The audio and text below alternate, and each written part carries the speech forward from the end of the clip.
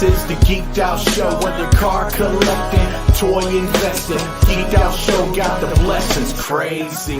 This is the Geeked Out Show, whether comic book reading or anime watching. Geeked Out Show got the options, crazy. We all here, it's your one-stop shop. We geek in, we geek out, 24 on the clock. Whether if you're comic book reading or anime watching, Geeked Out Show's got the options. Dropping every single moment, get a deeper focus. Reminisce toys you never noticed, different views to go with. Different type of nerd issues to nerd tissues. Black holes had to pay those dues, so know the difference. Understand the context clues, we on a mission. From the Barbies to the Lego dude, we got a vision. Safe place for respectable cues. From a real fan, not ones that's active reviews. So beyond that, don't get the dust cap. It's all love, but where your geek esteem at? Relax while we sip on the Epto Cool. I know a place most def won't lose you. And here it is. Hey, what's going on, guys? This is Gil, Black Hole Comics, host of the Geek Out Show, and I'm here with some co-hosts tonight. We got Matt. Hey, everybody, it's Major Reaction coming at you. We got Christian. Hey, everybody, how you doing tonight? And welcoming back our special guest, we got Gene, Machine Comics. Hey, how are you? What's going on? How you doing? Good, not bad. You know, it's been quite a busy month and a half here. What's up, Kev? Thanks to you guys, we successfully funded the Tribal Force #1 Kickstarter, and much appreciated to all your guys, everyone out there, all the fans and everything. You guys came through for us, and those of you that have got it, we've been getting nothing but great reviews and whatnot. So it's been really busy and good. Yep, there it is. Awesome. That's so great. It's funny because I'm the one packing and shipping them myself. So I just been like, my brother and my sister both worked at FedEx for, upwards of 20 and 30 years, and I was like, man, that's got to be crazy, just handling all that mail all day. Now I know what it's like. Yeah, it's insane. I used to work for FedEx as well for like 5 years. So oh yeah, awesome. Don't miss that at all. Forget all that. But yeah, I mean, dude, congrats. I wanted to give you guys more than enough time before coming back on and speaking about it, but you guys fully funded it, and man, I'm so happy and so juiced. Like, I'm just so excited for you guys. Like, I have no skin in the game, but I'm like so excited because it definitely needs to be out there. People need to know about this. This story needs to be told, heard. Feel a sense of pride, to be honest, that just I helped spread the word and just got some people to back it and stuff like that. So congrats to you and John and Chris. We had Chris on just a couple of weeks ago. Yeah. That was amazing having him on and geeking out with his artwork and putting him through the geeky background check like I did you and John. Yeah, so, yeah, that was pretty awesome to have basically the whole entire team on. Yeah, it's been great. It's funny you say, you really didn't have any skin in the game, but what we're finding is a lot of the people like yourselves and the people that love the project and love, the title. And even actually today, I got a couple emails from people, saying that, we didn't really know or have anything to do with it. And yet we feel like so attached to it already just by not only getting it, but then reading it. And I think the story is, a lot of people, what a lot of people are really connecting to. It's talking about real stuff, real things that are going on, and addressing them head up. How is this, relate to lives that, and things that we only hear about maybe in the news and things like that. So it's been great. It's been really, really, cool to have people go, I can relate to that, or I see that, or like you said, it's like, I want this to happen. And so it's been pretty cool so far. Yeah. So that's definitely, man, that's definitely the way I feel, man. I feel like I wanted this to happen, man. I wanted it so much to happen, and I'm just really happy that it happened. And just like you said, it's gonna be, it needs to be out there for the stories alone that you guys are gonna tell and stuff. So I'm just really happy for it, man. I was talking to John on Friday, and I was telling him I'll try to read it. And I read it Friday night, like a little bit. I made time because I got all these toys in, and I was just like, man, I want to crack them open. But I was like, I'm gonna have to call time out, push those to the side, and I was like, I gotta crack this thing open. So I cracked it open. I read it from cover to cover. 2 thumbs up. Loved it, and I was just like, damn, now I gotta wait for issue 2. But hey, it's a great fucking read, and I can't wait. Not spoiling anything. For people that don't know, it's a little bit on the mature side. It's definitely not like a 5-year-old type of book at all. It's not like your typical comic book. It definitely is more in the line of the image, a little bit more mature, teenager-esque to like young adult type read. Yeah, I thought when I first read the script John had sent me, I didn't really connect with it as to when I saw the images. And the funny thing is because I colored it and I lettered it, but I got the last 5 pages first, and then I got a couple of the middle pages, and then I got page 1. Wait, you got the last 5 first? Holy shit! Yeah, because what a way that it ended too.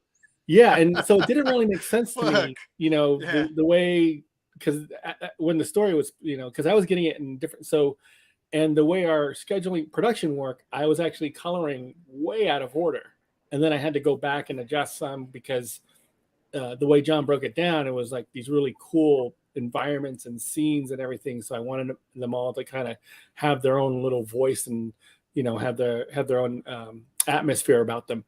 So I, as I'm doing, each like 1 page here, then another page from the front part of the story, and then the back of the story again, it didn't really click in my mind. And then when I got to the lettering part, when I had, started lettering it, and when I do letter, I do normally letter in order. But if you saw the Kickstarter, there's like 6 pages or 5 or 6 pages in there. Those were lettered and done. Those like the first 1 pages I got. Those are the only pages I had when I actually made that part of the Kickstarter. Yeah. So then, like I said, it wasn't until like the very end of production where I actually got the entire story in order, and I was like floored. I was moved, because all of a sudden I had the entire story colored, and I'm looking at the whole thing, and it's like, wow, this is way deeper than the script read, and it's way more impactful when you see all the where it's taking place, who's saying what, and what's going on. So I was really floored myself when I got the first time. I called John. I was like, this is the first time I'm seeing it all together. And he goes, well, send it to me because I don't have the color version of it yet. So yeah, it was really, really great. And then literally, John, when we funded, there was about a good 24 hours. And I think you guys might remember this because I think we got a note from you. We were like maybe like $175, $150 out, and at that time they call it the dead zone when you're in Kickstarter. It's like this dead zone, and we were like on a day and a half of dead zone. And at that time, you're just going through your mind. You're just going, is this going to happen? It's it's kind of a little bit surreal, and you're trying not to get too down, and you're trying not to, make up a bunch of stuff about yourself. But then I just kind of started handling some other business, and the next day, about midday, and I knew John was working his other job, and then I just pulled it up, and then right when I pulled it up, it switched over, like we funded, and I just called John real quick, and he's all, hey, how's it going? And I'm like, guess what? He's like, what's up? Like he had no clue, and then I told him, and then he goes, hold on. He called, and then he called back, and he's crying, and he's like, I can't believe we did this. So it was really, really great. It was really amazing, and I think more people than we thought would ever come through, and we were just really excited about it, and now we're setting up for number 2. Yeah, awesome. Can't wait. Let's go ahead and get into our weeks. We did get off track. Sorry, people. I'm just so excited for the Travel Force Kickstarter. No, not your bad. It's my bad. Yeah. We're so excited to have this Kickstarter in hand, and definitely is Kickstarter season. There's a bunch of different Kickstarters open and all this other stuff, and just got to say the turnaround on this Kickstarter was so freaking fast to actually have it in my it seems like just yesterday we had you guys on. It's only been like maybe 2.5 months, I want to say. And already got the physical copies. I went all in, and I got all the all the covers A through E, I believe. A through D. A through D. There A is through D. there Yeah, is A one- through D plus the blank cover, which you guys Right. graciously threw in if you went A through D, which is awesome. I got other a ones special downstairs. surprise for you too tonight, but Ooh. we'll talk about that when we get there. Can't wait. Well, actually, something I wanted to say because tonight, I was like, we let's just finally jump hit ahead to that part right now. Yeah, I know, right? Well, we hit our 1,000 followers on Instagram, so congratulations. The Geek Out Show is finally at 1,000 followers.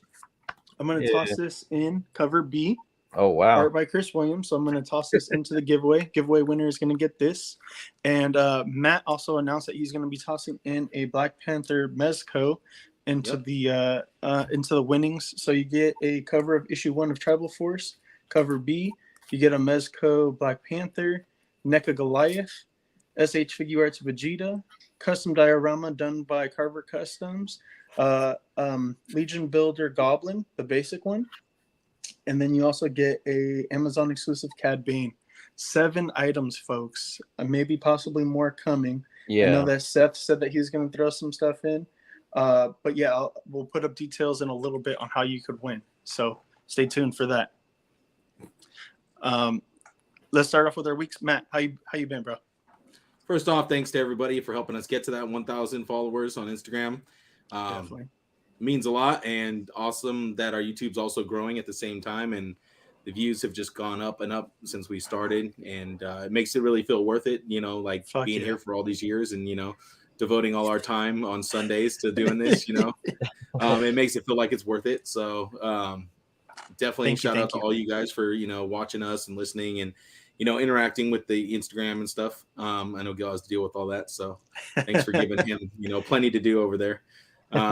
Other than that, my week's been good. It's been a lot of getting stuff in for the Mythic Meetup. I've been getting tons of head sculpts in. I've been just waiting as package after package arrives and trying to get paint down as fast as possible because we have less than a week before the Mythic Meetup here in Sacramento, California at Toy Fusion store. And it's going to be a big one. Like judging by the amount of stuff that Walter's bringing, let alone we know David Williams is bringing stuff. We know Nikki Nicole is contributing stuff for the Wolf King Customs. So got there's going to be a ton of stuff. Yeah. So hopefully my humble little customs will sell as well. Dude, your stuff is great, bro. We both told you, me and Christian told you last week, bro. Your work has improved phenomenally, and it's just when you come up against people like Nikki Nicole and David, it's like it's a little. Stop comparing yourself to them because they had to work their way up. I know. You don't just start off as a Picasso, dog. It's like if I came with my comic book and I saw Gene's like colors there, I'd be like, I don't know if I could sell my comic. You know what I mean? Like gotta work your way up. Somebody who's like a pro level, But anyways, yeah. So I'm looking forward to that. Looking forward to hanging out with Gil and Walter and all the mythic homies. Thomas is going to be there. He's coming from Arizona. David's coming there. He's coming a long way too. So it's a lot of people traveling a long way to be there. So it should be a special event. Christian, what about you, bro? What you been up to, brother? Oh man, my week has been pretty much void and null because I've been pretty much under the weather the whole week. So oh man, yeah. So the allergies got me really bad this year, man. So that sucks, brother. So yeah, I've just been dealing with that. So that's pretty much my week. Do you use Zyrtec or anything like that? I use allergy medicine every day. And it I was gonna say allergies. You sure you didn't catch the COVID over there, huh, sir? No, it's allergies, man. It's definitely. We watched the movie and it was like COVID was like a big factor about this horror movie. So it was just kind of. That's what's gonna be funny. It's like it definitely left a stamp in movies. Yeah, and like you'll be able to look back on this like 10, 20 years from now. Yep, exactly. Yeah. Exactly. Yep. What about you, Gene? How's your week been? Oh, what? What's going on? Hey, what's happening? How you doing, brother? What's going on, guys? How's everybody doing this evening? How did you hijack our stream? How'd you get on? I send you an invite? So I accidentally popped him in there. I'm just like, what the fuck happened? I saw him pop up, so I thought he wanted to join the party, so I thought I'd come in. Hold on. Heath, this is Gene. This is Gene? Heath. Hey. There we go. How you doing, partner? Good, man. How are you? Welcome. Doing great. He's the host of one of our other shows on our network. Well, I didn't realize there was a guest that was in. I saw the link for the show pop up, so I was like, hey, let me jump in and see what the guys are up to this evening. Didn't mean to hijack in here, especially not with a guest, but hey. No, it's okay. All good. Yeah, man. So what we're talking about, guys? Just getting into weeks. How's your week been? Oh man. So let's see. I've been sitting on a ton of PTO that I've been trying to get off the books because our calendar resets in June. So I was supposed to take off Tuesday and Friday.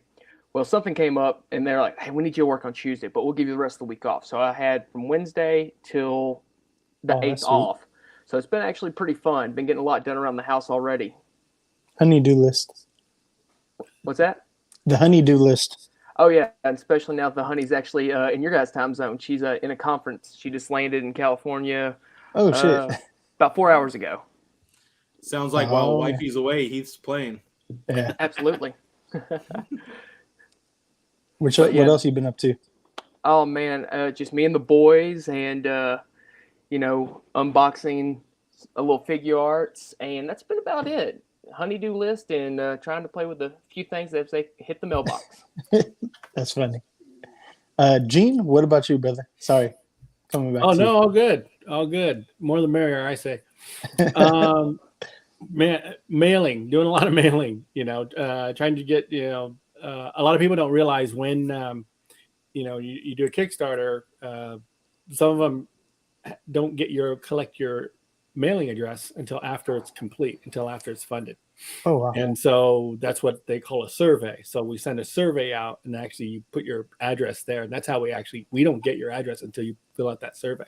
So I'm chasing a couple people. I'm chasing about 15, 20 people right now. Still, it's just like, hey, don't you want your stuff? Yeah. And so here's the thing. It's really weird. I don't know why Kickstarter does it this way, but they can only fill out their address on that one single email, and we're only allowed to send it once. Wow. It's really bizarre. So if that person deleted that email, then they have to go back into their trash or something like that and get it that way. And try to recover it. Yeah, or they have to contact us directly, and then we have to look it up on our buyers list and whatnot. So, wow. Oh, wow. So, yeah. So Gene's probably like, hurry up and, get these emails filled out so I can stop shipping shit, please. Exactly. Hey, Matt, did you see what Kevin put? That you're killing it with your customs, bro. Yes, sir. I gave him a silent thank you. I hope he can mouth read. I'm going to star that comment. As far as me for my week, just same thing as you, Major, just going through things. Trying to get ready because I got free comic book day coming up on Saturday. I'm not going to the Mythic meetups on Saturday. That's only going to be you.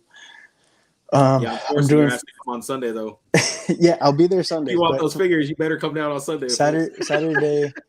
Saturday, I'll be over at my local comic book shop. I'll be selling comics. I'll be selling action figures, shirts, a little bit of everything I'll have over there.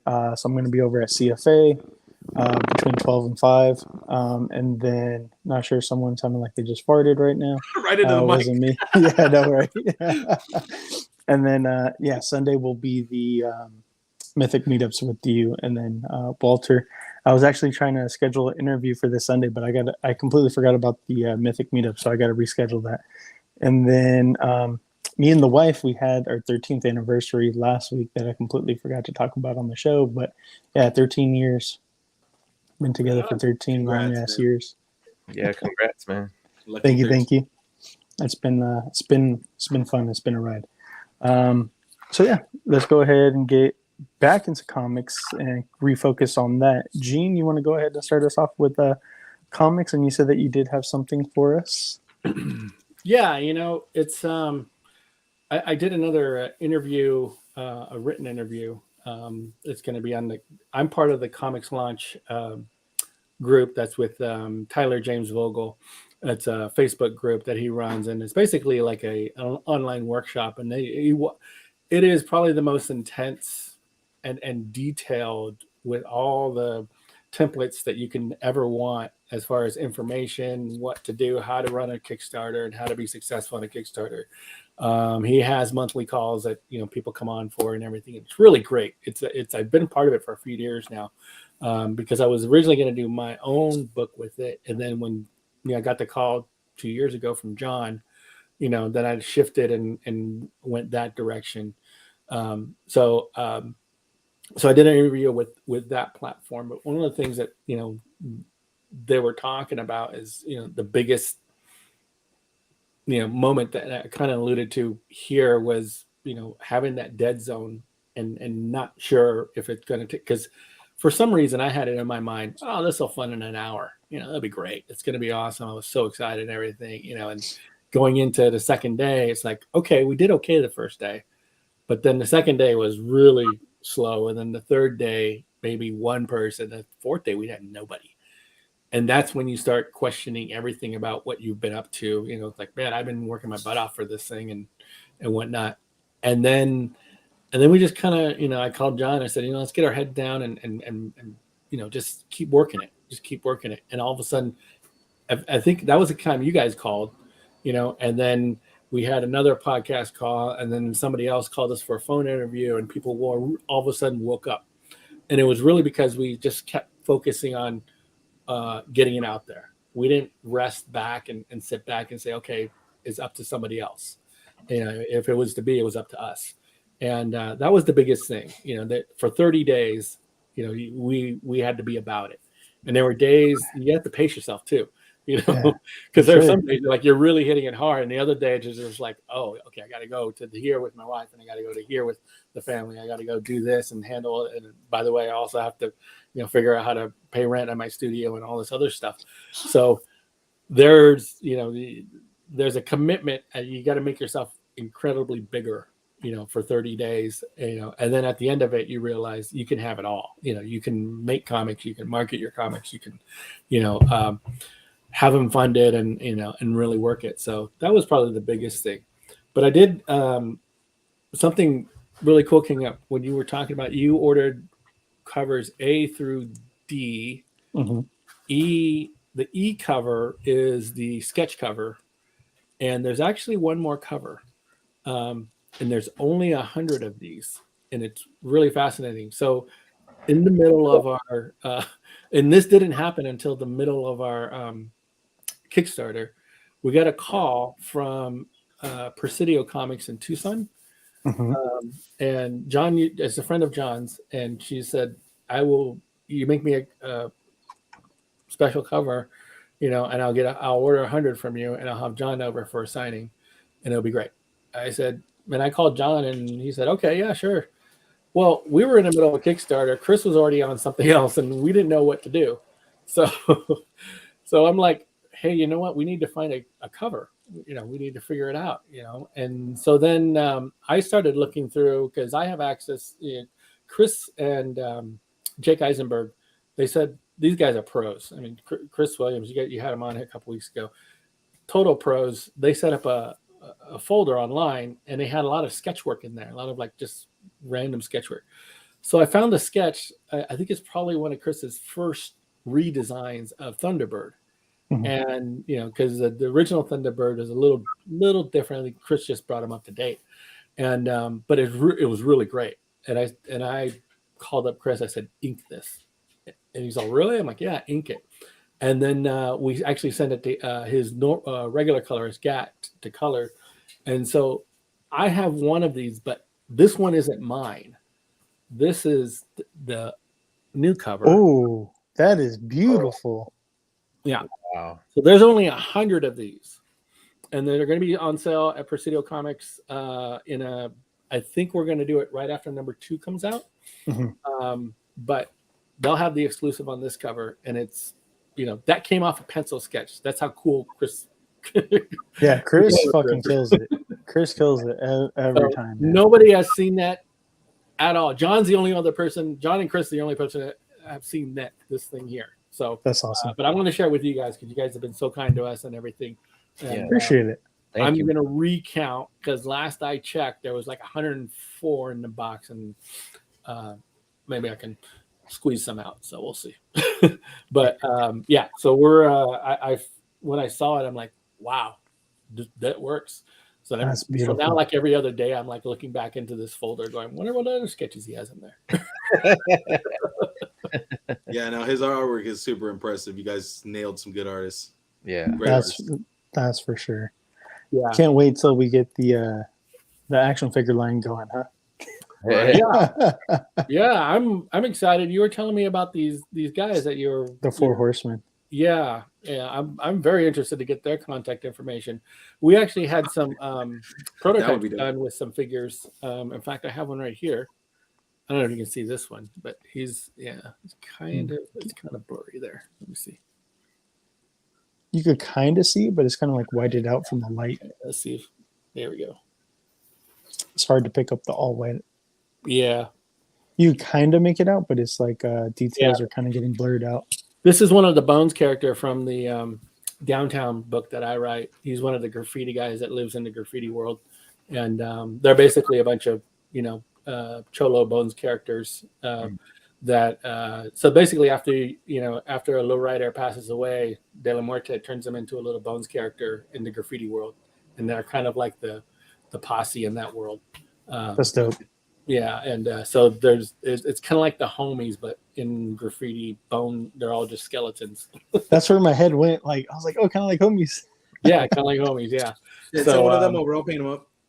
Yeah. Let's see. So we're gonna go ahead and get into paint up. Actually, I could see some of the details kind of starting to come through there. Yeah, the details were coming through. Yeah. Towards the end, but it's like so hard when it's like white on. Then the light is like right there. It just kind of drowns it out. Just a little bit of wash, and that thing would be like popping on the camera. Yeah, we're starting to get some, some sculptors come in for that. So it's looking pretty good. We're excited about it. Hell yeah! Talking about Free Comic Book Day, and that's only 1 week away. So make sure to stop by your local comic book shop, support your local, brick and mortar shops. Don't only shop online, but certain things like this, like a Kickstarter, you have to back online. But other things like this, Free Comic Book Day, go over there. And remember, folks, these comics still aren't exactly free for the comic book shops. Buy a couple things if you can, even if it's just like a $5 book. Just try to help them out, support them. So here goes a couple of the gold sponsor titles. Nothing too crazy that's speaking out to me. Ranger Academy, they still haven't really shown off the cover for that one. I think they're kind of keep that a mystery until the actual day. Red Sonja. This one actually kind of got my interest. The Dave Pilkey. Who doesn't love Captain Underpants from back in the day? Come on now. Awesome. I used to love reading all those books. Got Star Trek. Got a Spider-Man and Venom issue. Avengers and X-Men issue. And then who doesn't love a good Conan, right? Love Conan.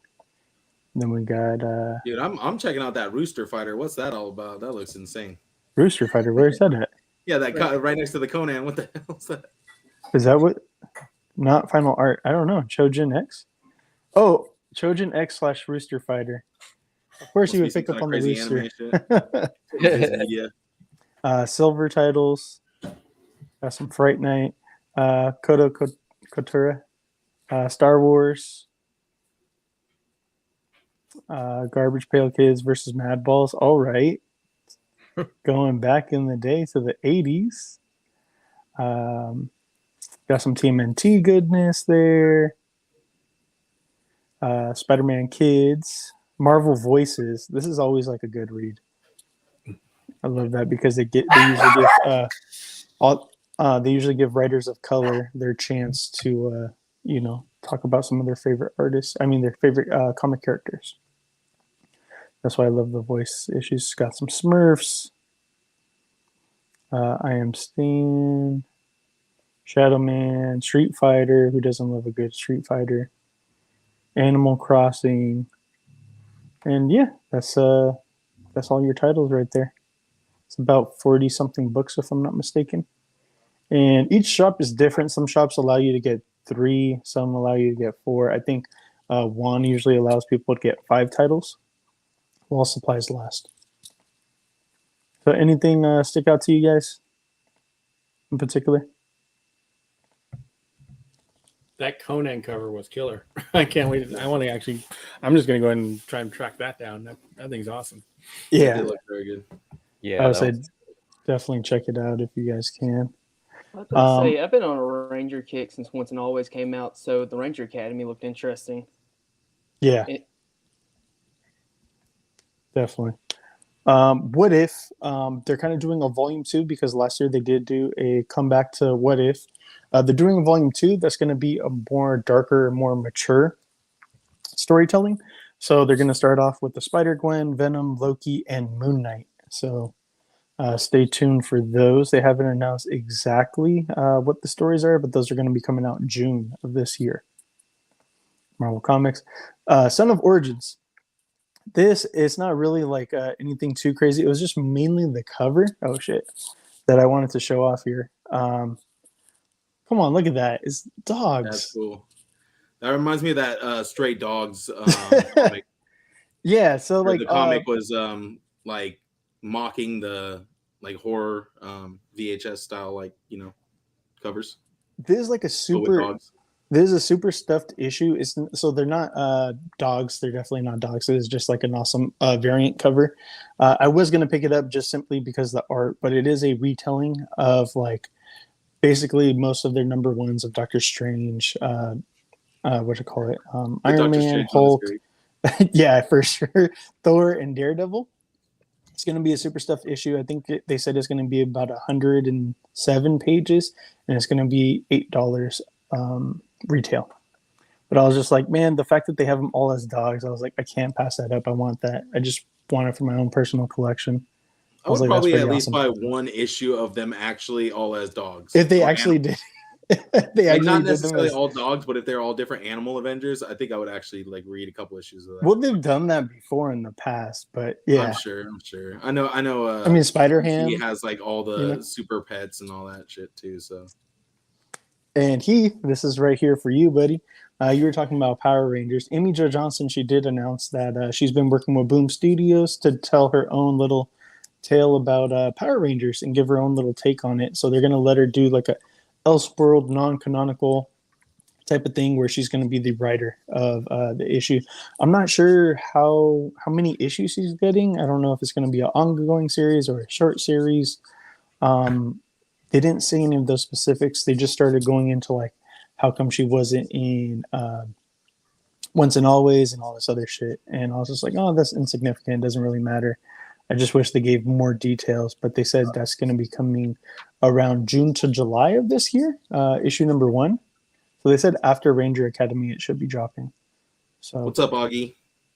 And I mean, Amy Jo Johnson is, she's a musician, which, falls into being an artist. So I'm interested in seeing this one. I just, I've never heard of anything of her writing skills before. So, that always pops up a little bit.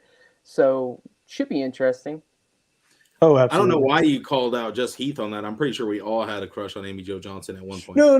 Well, he just said that he's been on a Ranger kick. That's all. But yes, definitely, she was definitely like. I'll be on a Ranger kick anytime she's involved too. You'll take a kick to the dome, huh? If she's the one dishing it out. I'll take a Common Rider kick to the dome from her. I don't care. Those legs around my neck. Fucking Matt, I swear to God. Edit that part out for me, please. Thank you. No, nothing's getting edited out. That's on you. Tasha's gonna hear that and she's whooping your ass. She don't listen to the whole thing anyway. She just watches like the first 5 minutes, like most YouTubers. Oh man. All right, let's go ahead and get into some action figures or collectibles that we've been picking up. Gene, I'd like to start off with you. Have you bought anything recently, purchased anything recently, action figure wise, collectible wise?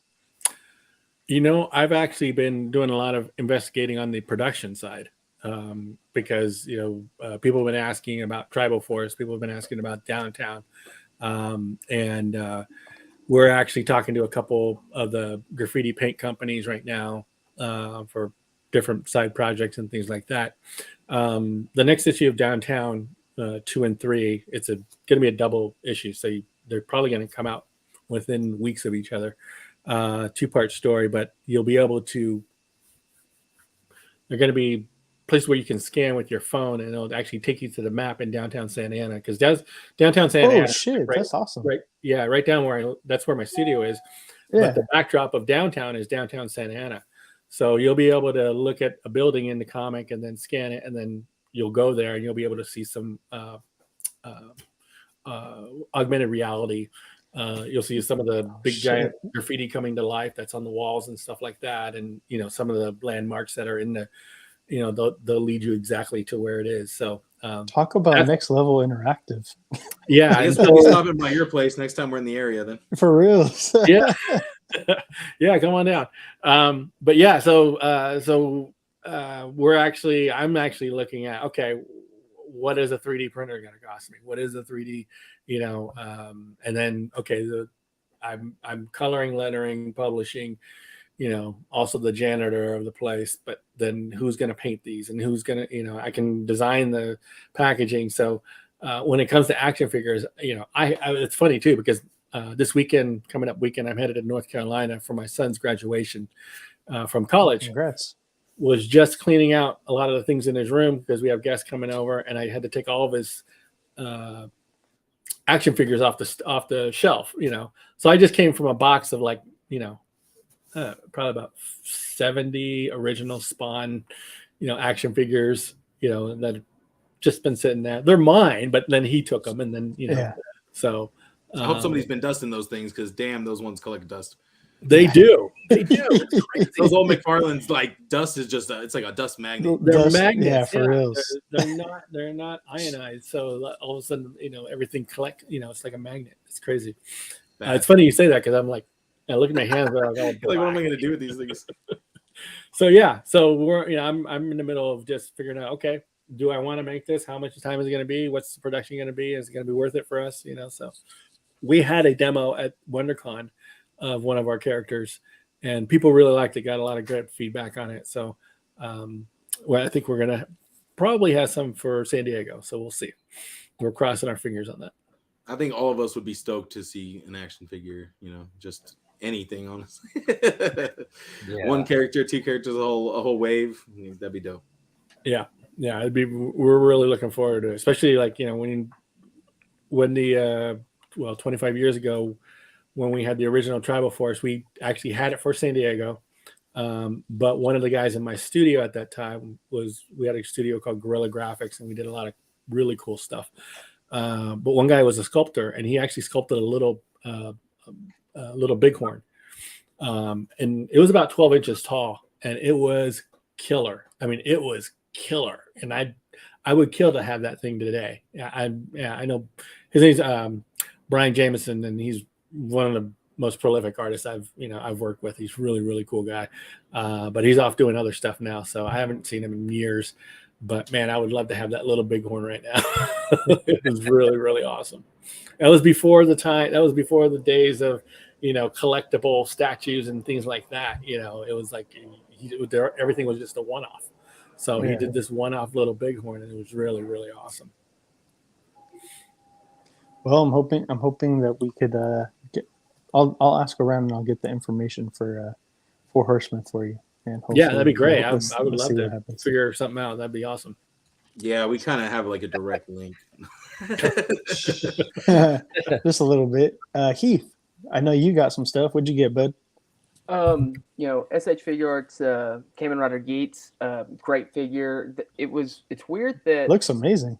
They released two versions of him. One's like the basic non-powered up from the show, and then the powered up version, which with this season, it's kind of like a battle royale.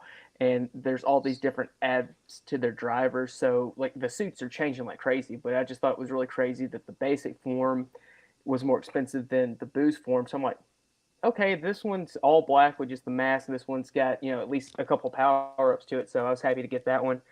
And then there was a couple more things I picked up. Kind of a big deal.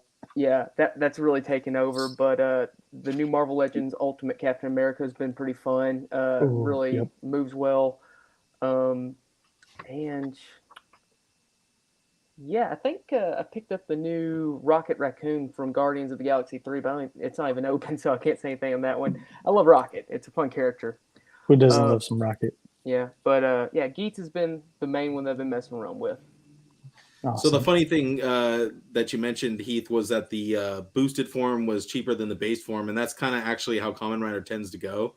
Because you'll have like the base form and everybody will like sleep on that, and then they'll start releasing all the other forms. And then people have to like backtrack to go get that base form. So then like that ends up becoming the most expensive one. And it just happens almost every time with the line. And I mean, one of my favorite rider designs was Lone Wolf or Vulcan from 01. And the basic form is easy to find. It's relatively cheap, but all of his like extra power modes, it's like, no, all easily going for over 150. I'm like, I'm going to pass on Vulcan after that one. I got the one I really like. Must have been a lot of exclusives. Yes. That's the bad thing with Kamen Rider too. A lot of them are just like web exclusive, so you don't get them, you're screwed. Mm-hmm. Matt, what have you gotten lately? Well, I got a lot of stuff. First of all, I wanted to go over a Kickstarter comic book that I received too, since we kind of like. Really? Yeah, I actually received our good friend Seth's Kickstarter comic book, Once Upon a Hero. Got my signed issue right here. Are you not going to give me the full screen? I did while you were showing it. Just for what? I didn't know that you had more. Go ahead. I was like, damn, okay. Oh yeah, that's a cool cover. I like this cover. I really like this one. It reminds me of one that you'll John, like. I'm sure Gil. It reminds me of John Boy. I feel like you'll like this one, Gil. No, I actually don't like that cover. That's right up your alley, Gil. I actually don't like that cover at all. No, I don't. Reminded you of The Boys too much. But this one, I really like this one though too. The ink. That one's actually my favorite. Yeah, that's a great cover. That one. I like the way it zoomed in hella hard at the end too.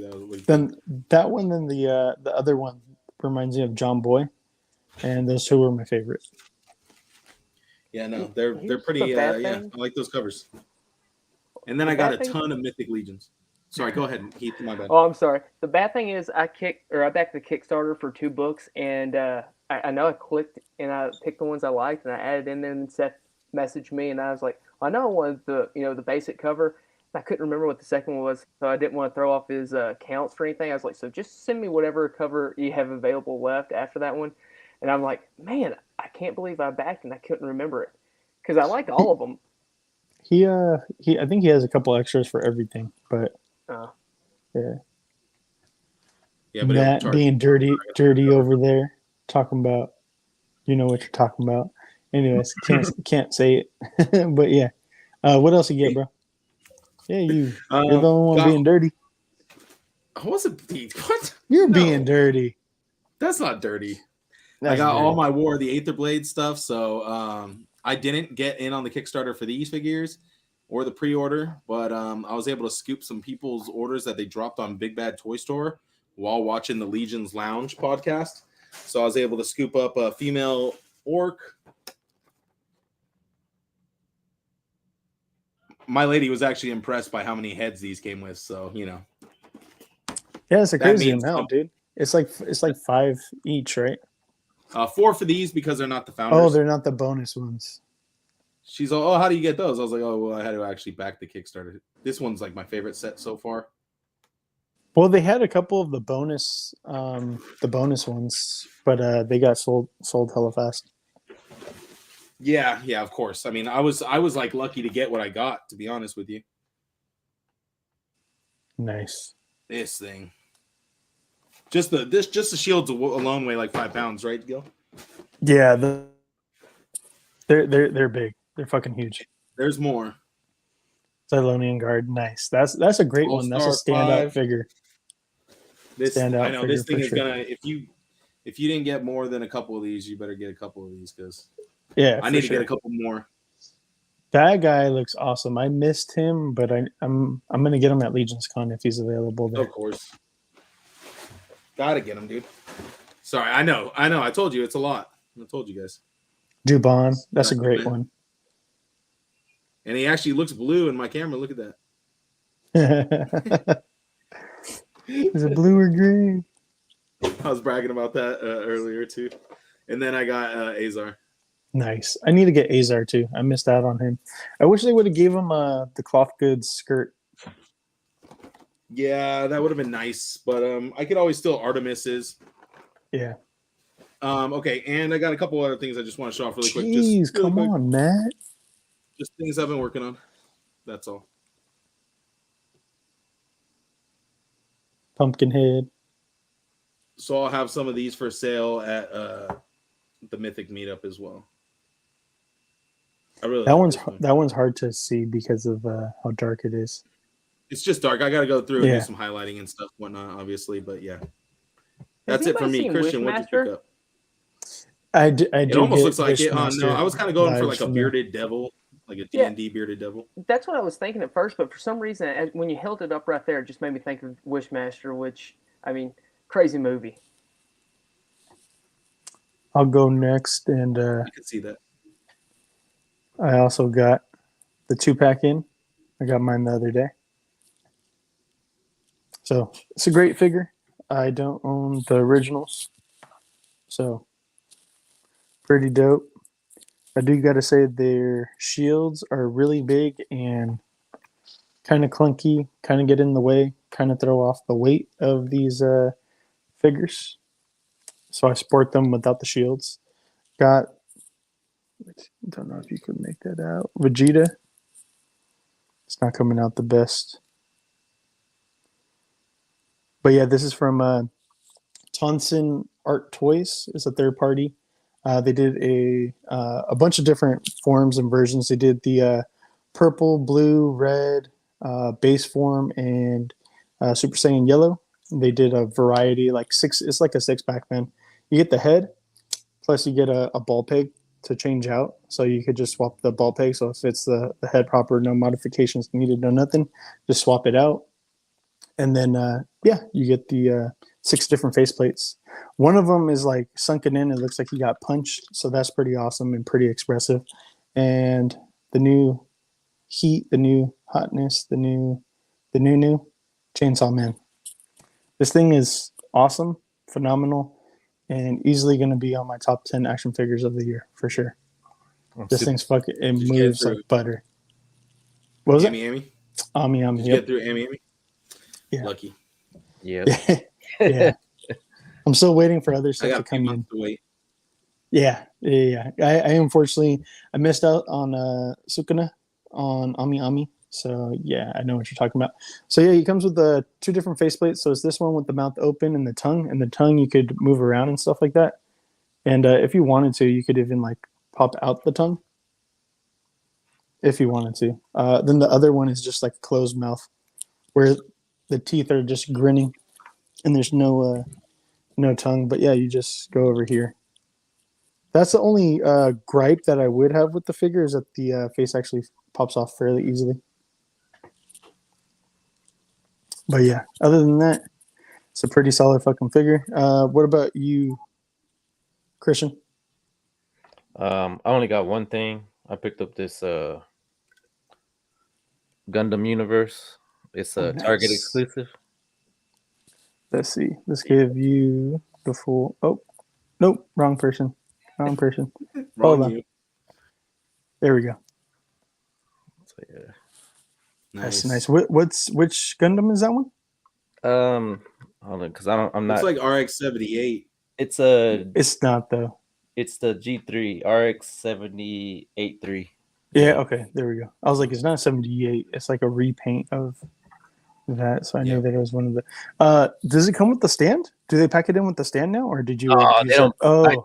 I used the Superman stand for it. I was just like, damn, they're starting to pack in stands. No, now. they just give you the peg so you can use it for your other Tamashii station stands or whatever. Yeah, they really should though, because especially a lot of them come with the booster effects coming out of the back, and it would make it so much easier to like get into flying poses. Because like obviously, if they don't include a stand, it's almost impossible to. Yeah. All right, let's go ahead and get into some news. Yeah. Yep.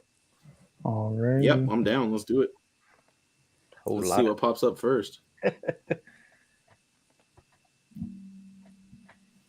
All right. So we got the NECA Gargoyle video game appearance. Don't know who asked for it, but yeah, it's if you want it. Yep, it's there, and $35. Guessing. Yeah, I'm good. I have the original Goliath. I don't need another version of Goliath. Not to be. Yeah, you don't need two space takers. Like the only way I would rebuy a Goliath is if we got the Odin version where he's like all armored up. Oh yeah, I like the box on. I'm sure they'll do that eventually. Oh yeah, the box is classic Sega artwork, It's fucking beautiful, but it's like, am I gonna buy it just for the box? No, you're not an inbox collector, so no. Talk about something that's expensive that I'll buy though. That's bright. Metal Cooler coming in at 120 on Premium Bandai. You could have got it a little cheaper on AmiAmi if you were able to get it, but that thing went like hotcakes. Yeah, in like fucking like 1 second. that and some other stuff we'll be talking about sooner.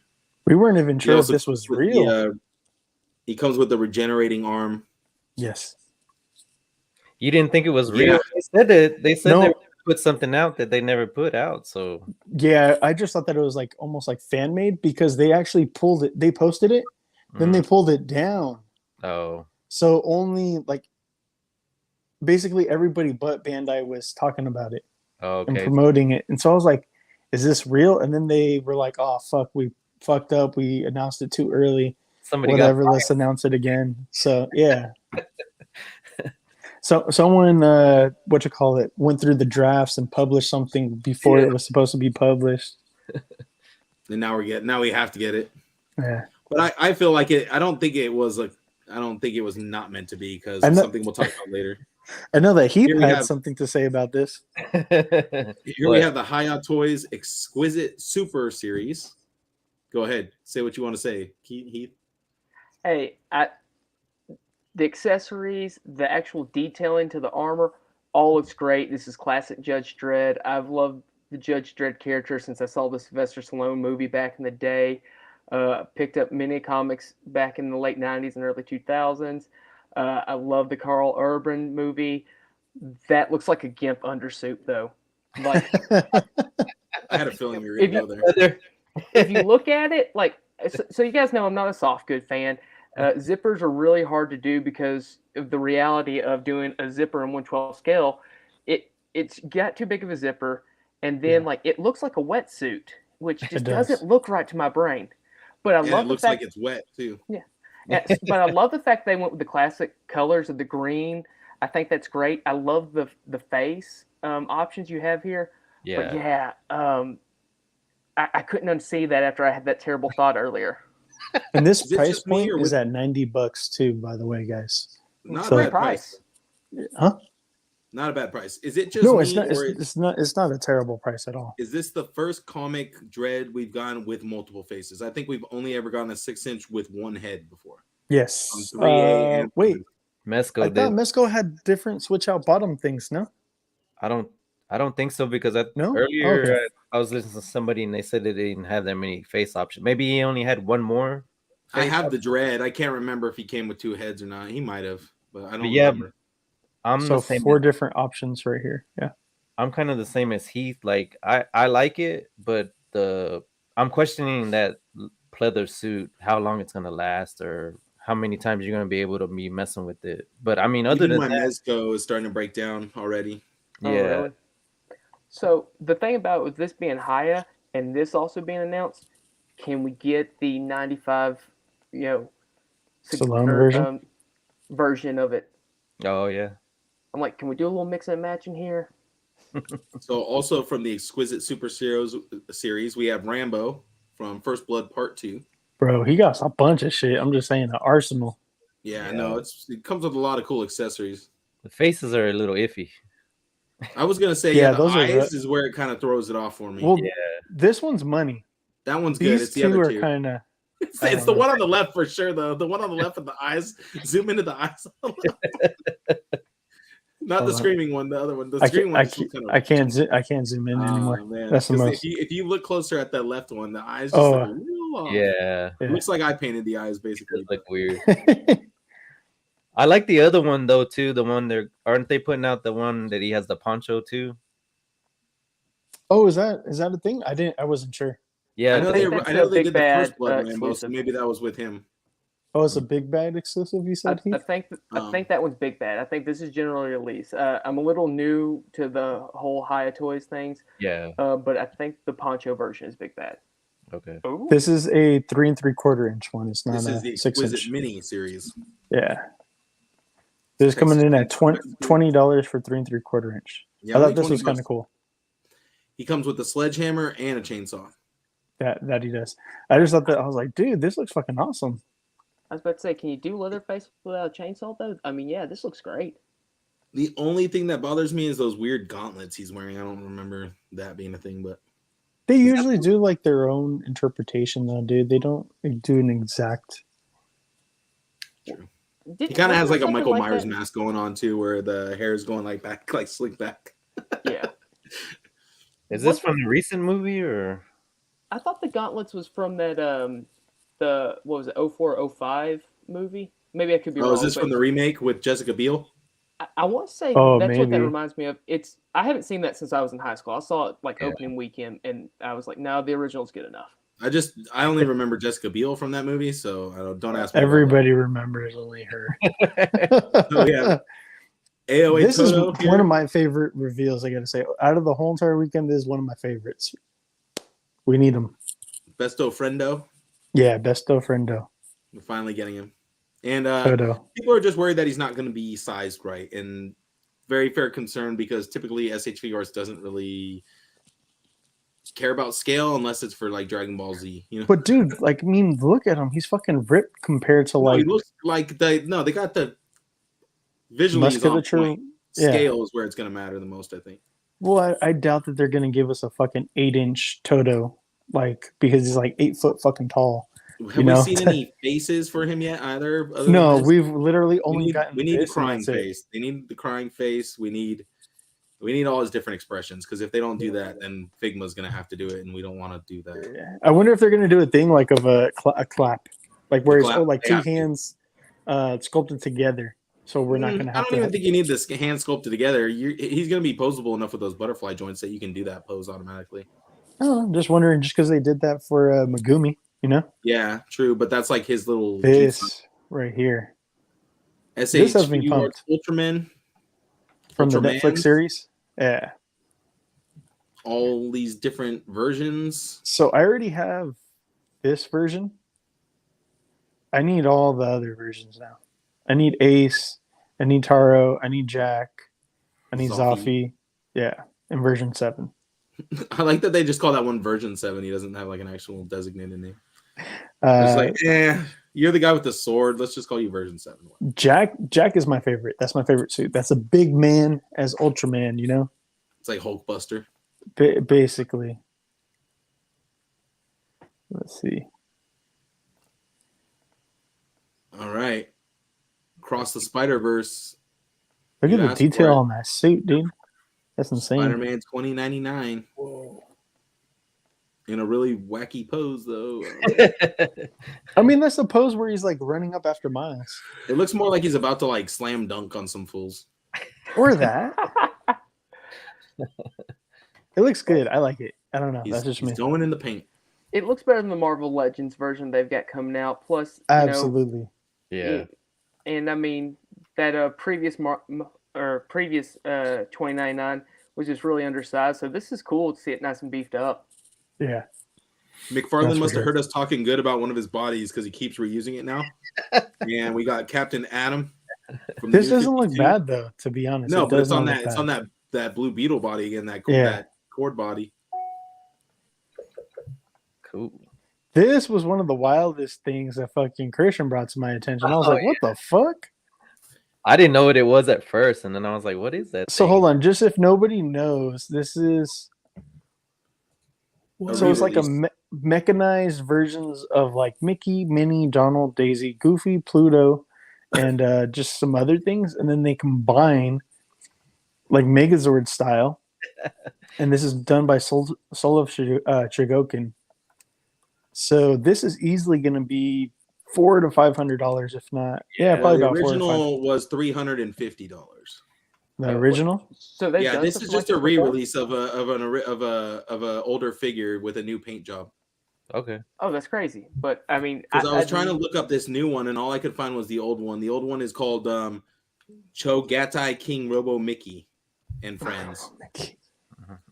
Holy shit! Yeah, this is insane, an older figure, dude. But they just gave it that brand new kind of weird pastel luster pearlescent job. Yeah, that's a cool ass paint job. Don't get me wrong, but yeah, This is wild. I definitely don't need it. Like, I'm a Disney fan, but pass. This is some straight Kingdom Hearts shit. Right? Oh, for sure.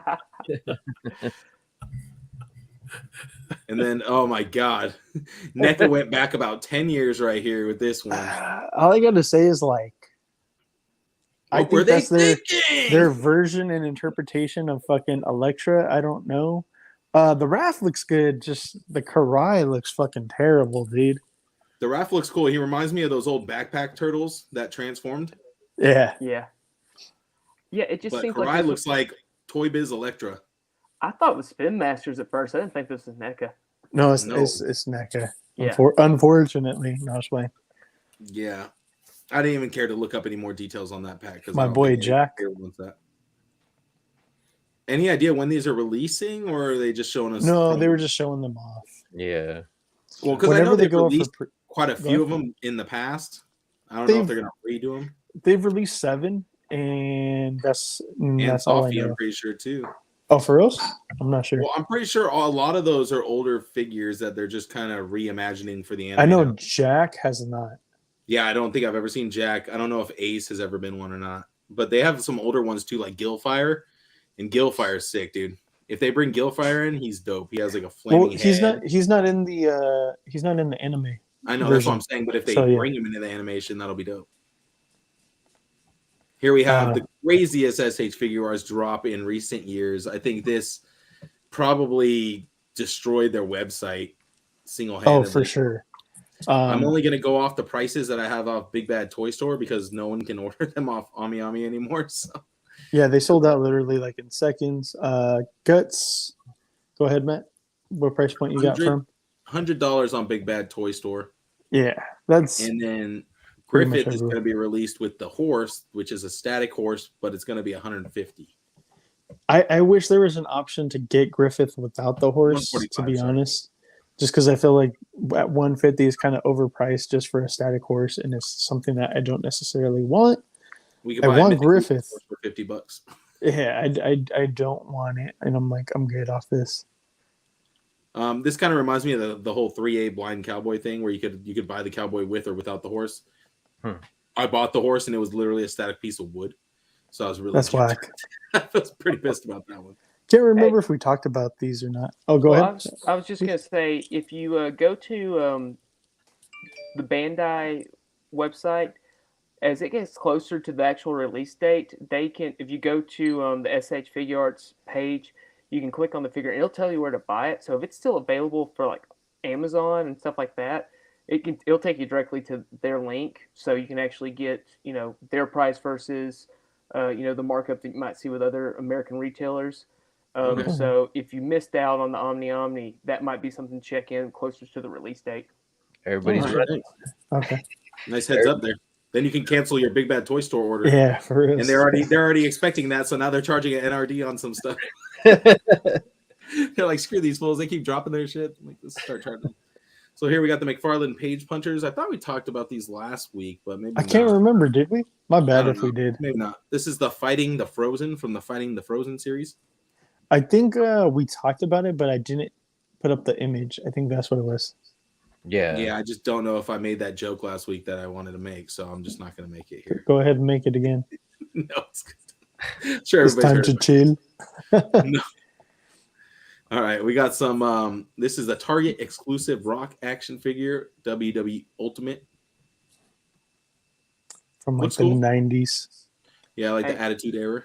Yeah, I love those sideburns. Oh, for real. Here we have the Walmart exclusive Rey Mysterio. I love this one, actually. This is dope. I would probably buy those accessories. Yeah, I'm so mad I missed out on this one. Yeah, you don't think you'll be able to find it in the store, though? Dude, I don't have a Walmart close to me. The closest one is like 30 to 40 minutes away. I'll keep an eye out. Depending on how fast I drive. I kind of want to get a couple to get those headdresses and that armor piece.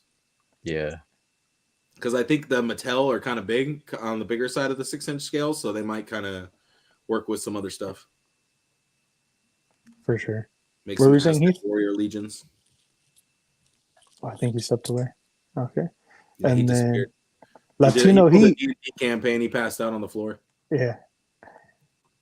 We got Latino Heat, and shout out to Heath, man. He was using the Eddie Guerrero Latino Heat music for the transitions, and I just gotta say, like, that shit had me pumped. Heath, that shit had me pumped, bro. That you were playing his intro music. Oh yeah, On man! the episode. I love it. Hey, I did actually get in this. So you went to go grab something. Yeah, sorry. No, it's okay. I haven't had a chance to open it up, but yeah, they do run on the larger there you scale. So the Rey Mysterio. So it's like a 7-inch line. So this Rey, just like tossing it up next to geekz right here, he's bigger than the geekz, which is a 1/12 scale. So it should be fine if you don't want those headdresses. But Latino Heat, man, I cannot talk highly enough. I love Eddie Guerrero. He is one of the greatest pro wrestlers ever from the state of Texas. I say he's 1B or 1A, just right next to Shawn Michaels. I hate this buck. I love Eddie Guerrero. See, I'm the opposite. I hate Eddie Guerrero because I was a Rey Mysterio fan. Oh, and he would always fuck over Rey Mysterio. So fuck Eddie Guerrero. Light cheating still, baby. He'd always cheat out my boy, man. Yeah. Dude, he did that to everybody though. Yeah, but he especially did it to Rey, and I think even one time he came back and said he was like the father of Rey's kid. Yeah, like, Dominic. Yeah. It was a great storyline. One of I didn't mention this when I was talking about this figure, so I do want to put this out there. So Eddie Guerrero had an amazing run of matches with several people, but one of my favorite things is, he'd toss the chair, fall over, the referee see the opponent holding the chair, call it for the disqualification. One of the greatest things he also ever did was he unlaced his boots in the middle of a match with Kurt Angle. So Kurt Angle went for get the ankle lock in, which was a submission. He just snags the boot right off. Eddie clocks him in the face, gets the cheap win, gets out of there carrying his boot. I loved it. Yeah, I'm all about this one. Shit. I pre-ordered this by stumbling across the page back when they were doing the Walmart exclusive Collector Con or whatever it was off digital rendering. So, I absolutely love Eddie Guerrero. This is great. But yeah, the buck is a little too wide for my taste. Yeah, he after talking to you, Heath, I'm just I'm in agreement. He's a little bit too big and too jacked here. But we could just chalk it up to he was just going pretty heavy on the steroids that cycle. Well, I think the worst thing is that it narrows down super down to the crotch. It's for sure. Up top. I mean, I understand the V shape, but this is ridiculous. This was a Greek. He's a Greek god, man. He goes from a man down to a teenage boy.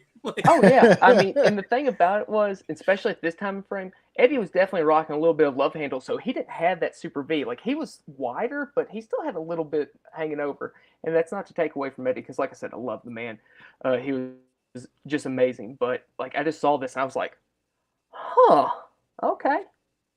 Those weren't love handles; those are blow deflectors. Okay, it's to take jabs and punches to the ribs. Exactly. So here we have a whole lineup. I don't know why Cody Rhodes is thrown in there, but we got Bret the Hitman Hart, we got Shawn Michaels, we got Mick Foley. Texas, that's what Texas gets you right here. Some chaps. Man ass. Yeah, it's really weird because I really think they're just trying to get more Cody action figures out since he just came back to the company last year. I think they're really trying to use that. I mean, we're seeing a resurgence with Bret the Hitman Hart figures lately. There's a Target exclusive that should be hitting. Shawn Michaels has always been up there. Mick Foley probably needs more action figures. We haven't seen an action figure of in a while. What's that? Owen Hart. So they gave us an Owen Hart figure in so fucking long. I don't think they want to. Well, no, Mattel actually can't do it because Owen Hart's likeness rights aren't owned by WWE. They're actually owned by his family. And oh shit! If you go to Ringside Collectibles, not WWE, but the other company, what was it? AEW. They've actually put a couple of Owen Hart figures, but they're super young, 80s versions of him. Oh wow! Oh okay. Wow! Damn, I didn't know all that. Well, the more you know. Thank you, Heath, for letting us know. Yeah, but with Owen dying on that pay-per-view, live TV, the Hart family really sour on that one. So his wife will not let them do anything with merchandising on him. Makes sense. Well, I'm not down there. Sorry. Yeah, I know. Fuck. What a way to end the toy section of our podcast. Well, hey, man. You still have another Undertaker, another Texas wrestling legend, Shawn Michaels. Seth Rollins, Money in the Bank. Everybody's favorite, Seth Rollins. Seth freaking Rollins. I love him. Batista. DDP? Yeah. Batista. Harley Race, if you guys ever go back and look into the history and life of Harley Race, that man was an absolute madman. And then He looks like he went through some shit. Oh, dude. That picture on the bottom. From everything I've heard, he couldn't wait to wreck any vehicle he was driving. He was just a terrible driver. Didn't matter if it was land or water. And then, of course, everybody's favorite, self-motivator, Diamond Dallas Page, which DDP. There's some weird show on Netflix I just watched like the first 2 episodes of, and DDP is playing like a KO Batman. I'll have to look it up, but it's really interesting because it goes in between like animation, color, black and white, live action, and it took me a hot second to realize it was DDP. It was the voice that kept playing, but he's like the KO Batman in the series. Random. Think that's it for toys. Alrighty, that's it for toy news. Let's go ahead and get into some anime and what we've been watching. Gene, have you been watching any anime recently? I have not, but I am excited to see the Star Wars Visions. The Visions. Oh my God, they look beautiful. The promo and the trailer on that looked amazing. So I can't wait for that. For sure. Absolutely. Yeah. Heath, what about you? Have you been watching anything lately? Okay, so I just pulled it up really fast. It's The Guardians of Justice Will Save You. And like I said, it's a mixture of live action, animation. So that's been interesting. And other than that, the only thing that me and my oldest have been watching is we've been rewatching Avatar. And we're somewhere, I want to say in season 3. So that's been real fun. I forgot how good that story is. Dude, so great. Have you watched Korra? Because Korra is great too. We're probably going to move into that one since my son is really into Avatar right now. Once we finish up the first run, we're probably going to move into that one. Yes, Legend of Korra is fucking great, dude. And Matt, what about you? I will have to pass this week as I have not indulged in any animations. What? Okay, no worries. Yeah, I know. I've been slacking. Christian, what about you, bro? I've been watching quite a bit of things, man. I finally finished season 5. Finish this week. Let's go. Yep. My Hero. Season 5. Okay. Yeah, like you guys said, as soon as I got into the villain arc, it just like goes fast. Dude, you fall in love with those characters, right? Yeah, and then I watched that, and then after that, I watched the movie, the World Heroes. Mm-hmm. I watched that yesterday. I think I watched that one. Where'd you watch that on? Stars. It's on Stars. Oh, sweet. Yeah, so nice. I'll have to get one of those 7-day subscriptions really quick. Yeah, so that was on Stars. So I'm getting ready to get into the new season, which I know it just barely wrapped up. You're gonna be ready for it. Yeah, You're gonna love it. And then I caught up and I watched the new season, the new episode of Unicorn today. I'm sorry, what was that? I watched the new episode of Demon Slayer today. Oh shit! Hell yeah! Unicorn on Adult Swim. I haven't heard of that, Steph. I'm gonna have to look into that. Check the trailer out. I'm gonna probably watch it later tonight because that trailer looked awesome. All right, I'll check it out then. I will definitely check it out. Same as Christian, I watched Demon Slayer as well, episode 4, and boy was it a doozy. And I felt like it just was like boom, boom, boom, boom. I felt like it wasn't long enough. It was 26 minutes, but I was just it went damn, fast. Dude. I'm like, fuck, it felt more like 13, 15. And so now you can understand why that guy's the way he is, because you're saying he's nonchalant. And I was thinking the same thing, like he doesn't care about anything. But the thing is that he got so messed up that he doesn't remember things. So yeah, for sure. So it's just like had a mental breakdown, huh? Yeah, little something. I think he got messed up, like he got just almost killed fighting a demon, probably. But man, the demon that separates its demon, the one that thinks that, the one that you said it was real timid, he was real timid in the first one, and then he's the one, man, he just keeps going. It's weird because he starts off in his original appearance as like a small little 3 foot tall man with like this huge like cyst looking thing on his forehead. Yeah. And then like he gets chopped in half, and he like splits into like two different beings, Yeah. and then the two split into four, and then so on, so on, so on, and they're multiple emotional states: sadness, joy, anger, this, that, and they're different colored and different forms and different powers. I'm just like, holy fuck! No wonder he's like ranked number 4. Like this motherfucker's like really fast. Yeah, Yeah. that sounds like a strong. really extreme episode of Dr. Pimple Popper right there, bro. Yeah, well, I know, like it's really weird. Pop that like, cyst and they just keep coming. Ugh.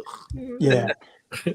And like what's cool, Matt, is like you'll probably see like one of the dudes, he has like this staff that's like very reminiscent of the monk from Inuyasha. I forgot what the dude's name is, but the dude that had like the black hole in his palm. If you remember that. I didn't really watch Inuyasha, but I know who you're talking about. So he has a staff like that. Another version turns into like with them, right? He like travels with them. Yeah, another version is like almost like a harpy. Another version has like a fan. Another one has like a trident. It's just crazy shit, and they each have like wind power, electricity power, wind. Just a bunch of different shit. One demon. Yeah, one demon, Yeah, and one each demon. different emotional state has different abilities There we go. and all I kinds of think shit. Steph's here to answer everything for us. Yeah, Moroku the monk. There we go. That's Moroku from Inuyasha. It's Jin. He was talking about unicorns. Oh, okay. Oh, cool. Okay, cool. That's awesome. I actually did start watching Primal. I think I watched the first episode of that. Besides Demon Slayer, I've also watched. Oh my gosh, what is it? Tokyo Revengers. Oh my gosh, that is getting great, and it's just like fuck, man. Like Takamichi, he just went back to like his normal 2018 present self, and then he found out like another dude died, and like they got part of the story wrong and all this other shit. Gene, I don't know if you heard of Tokyo Revengers, but this guy goes back and forth between different timelines and stuff like that. It's fucking insane, and he goes in the past to try to change things and like stop a death from happening. In doing so, he goes back to the present and causes another death. So he goes back and forth, and he's trying to patch all these different holes and stuff like that. Is that how the series is from the get? From the get, with the time traveling. Yeah, and then like what's really cool is like it's a fighting anime. They do a lot of street fighting and stuff like that because they're in like a street gang and stuff like that. So there's a lot of dude. There's some amazing fights. Yeah, Tokyo Manji Gang forever for reals. Let's have to check that one out. Yeah, the president, like the lead dude, his name is Mikey, and he looks super chill, super nonchalant, but he'll knock any motherfucker out for sure. And he's like a 5'2" dude, taking on like 6'5", 6'6", and knocking them out one kick to the dome type of thing. It's fucking insane. Like if he had Super Saiyan powers, he'd probably give it to Goku. No lie. I'm just saying. As a 6-foot tall guy, I can't stand for that, so I'm not gonna watch this anime. But yeah, I've been watching that, and then I actually watched the first episode of Hell's Paradise because that's a new spring anime, and I did want to give it a shot. And it's really interesting. The main character, I honestly can't remember his name off the top of my head, but it's pretty insane. Like he can't die. Everyone in that show throws 100% Steph. Everybody throws the fists. They got hands. Rated E for everyone. The main character, like they try to kill him. He's like this rogue shinobi, and he gets captured. And it turns out like he let himself get captured because he wanted to die, because he's like, there's no point in living this life or world and being in this world anymore. And you're kind of like, why is he feeling like this? He's sad because he lost the love of his life. And that's basically what was his will to live. But actually him being sad is actually keeping him alive. It actually is having the opposite effect. He can't die because he wants to see the love of his life one day. And he has like that feeling that she's not really dead, that she may be alive out there, or he might be able to get to her some way. It's a really crazy and trippy story. He's actually going to be taking a trip into hell to get the elixir of life, and I don't know if he's going to run into his love of his life on the way and rescue her or not. I'm just speculating here, but yeah, because of him being in love, he's not able to die. Like they've tried ripping him apart and it does nothing. They've tried stabbing him through the neck, like decapitating him. The blade snapped on his skin, and he doesn't have superpowers at all. It's like supernatural I guess he's supernatural. I don't know. They haven't really explained it. They just said that his will to live makes it so nothing can kill him. Like it's just weird. Is it just like by happen chance that he can't die? Like the blade's breaking, or like the ropes are like? Yeah, I'm just not 100%. They kind of just went over everything, and like they were trying to kill him the whole entire episode. They tried a bunch of different times in different ways, and nothing was working. And then this chick was all like, "If you look at his eyes tells the story. He's sad. Why is he sad?" And all this other stuff. And then she basically kind of like put it together that he was in love at one point, and that's probably was keeping him alive. Is the love. And then like when she said it, basically like cracked the code. He like got shocked, like, how did you know I was in love? And then he's all like, oh, your eyes and XYZ. So I'm guessing they're going to give away more of the story, but like, I don't know. It's weird because like the dude had just decapitated another shinobi before him, but when he goes to try to decapitate him, like he goes a couple times and then the sword just snaps on his skin. So it's not that he has bulletproof skin or like super tough skin or anything like that, because he's been impaled in the past and he's covered literally in scars and shit like that. It's just, I don't know, for whatever reason, nothing's causing him harm right now. So they're going to go more into his backstory as the season progresses and stuff like that. But it looks interesting, I got to say the least.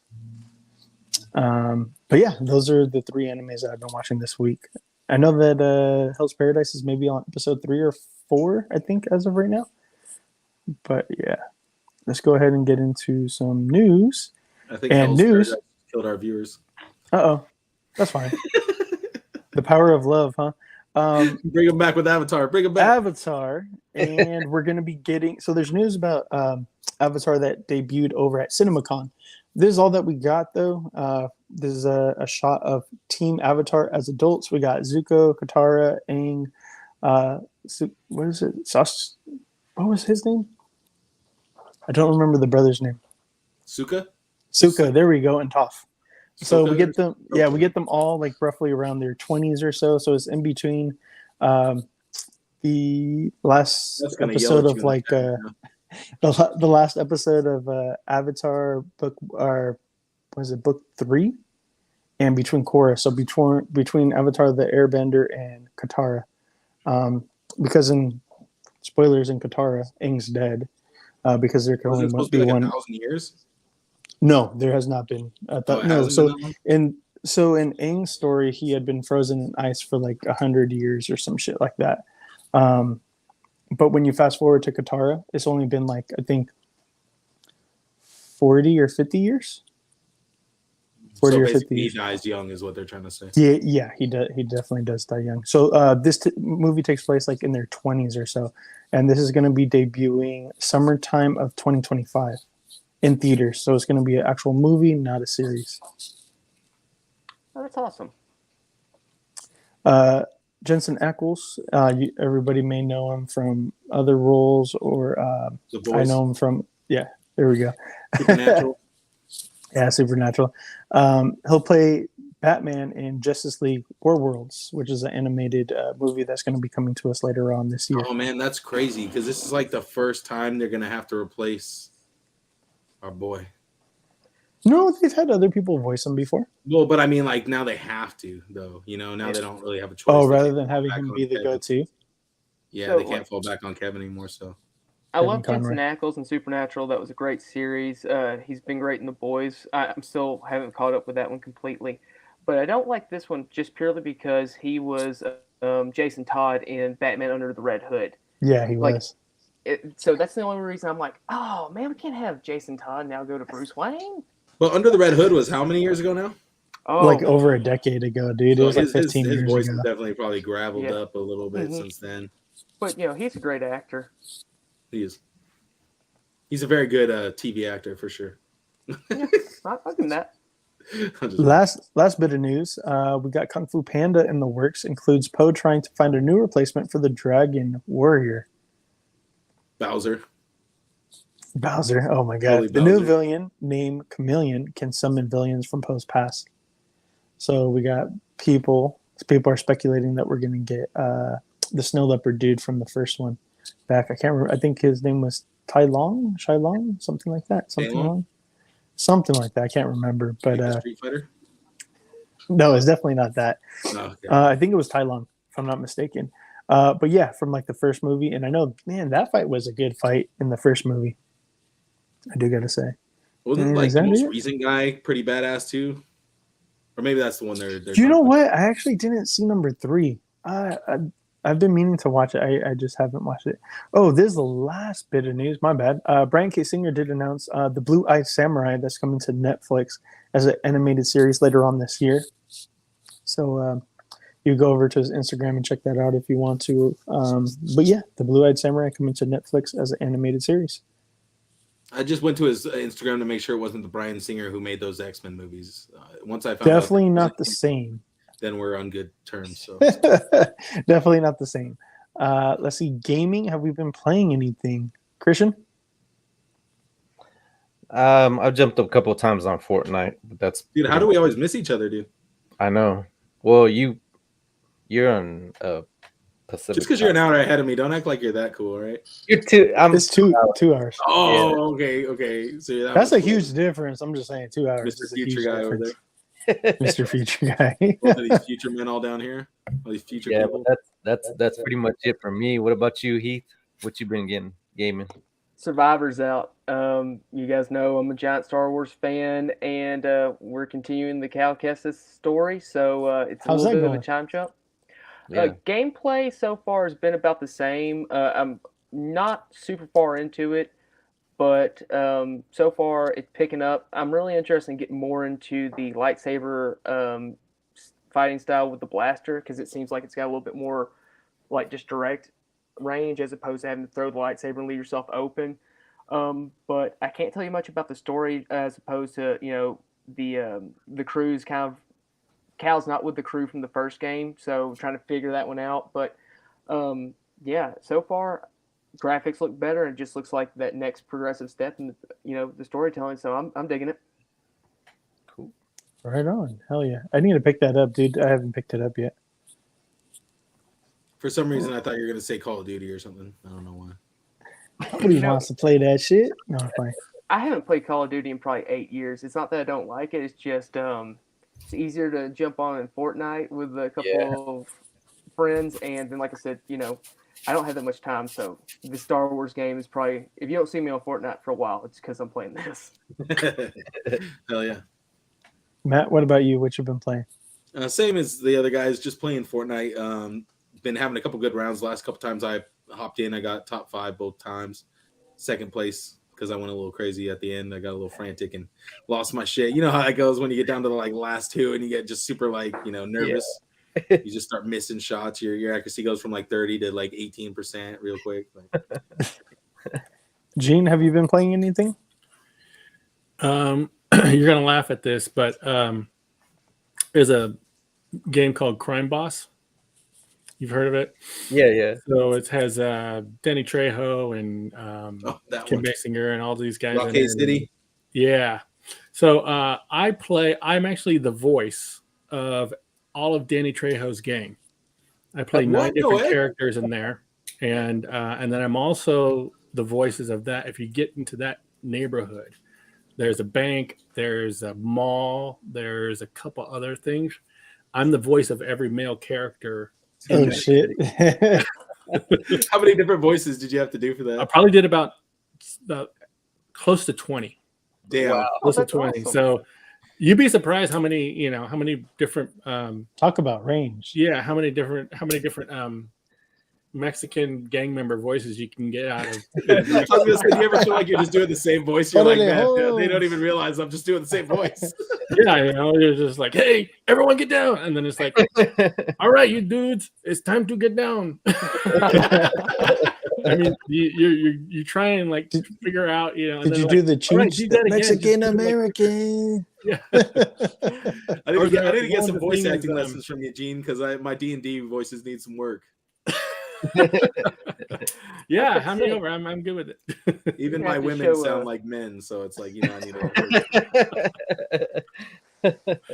I actually do it. An Asian, the old Asian guy. There's a doorman, and he's an old Asian guy, and they're like, "Hey, can you do it like an old Asian guy?" And I'm like, the only old Asian guy is James Hong from Big Trouble in Little China. Oh yeah. So it was like, all right, mister, you need to go down there now. And that was it. That was the line. They're like, good, done. We'll use that. What? That's crazy, dude. You're in a video game that stars like Michael Madsen, freaking Chuck Norris. Like, holy shit, that's crazy. Yep. Vanilla Ice, That's I think, is in awesome. that game too. Right? Yeah, he's in that game too. Did you ever get to work with any of those guys at all, or was it all kind of like remote? Nobody ever saw each other. The funny thing is, we all came in. So they did Michael Madsen over like a week because he had a lot. You know, he has the primary role in the game. Yeah. But Danny was the day before me. Kim came in 2 days before that. Vanilla Ice, I don't know when they got him. But it was everything was actually done like really quick, like in the last 2 weeks before they had to have it. And then like 3 weeks later. Oh, shit. Yeah. Yeah. He They must did have some been stuff for DLC, the they put him promo on at the stuff, end. but then, you know, they had to redo all the script and everything because they had a new engine and everything, and it expanded the world and it actually looked a lot better. But yeah, I did it about a month before the game actually came out.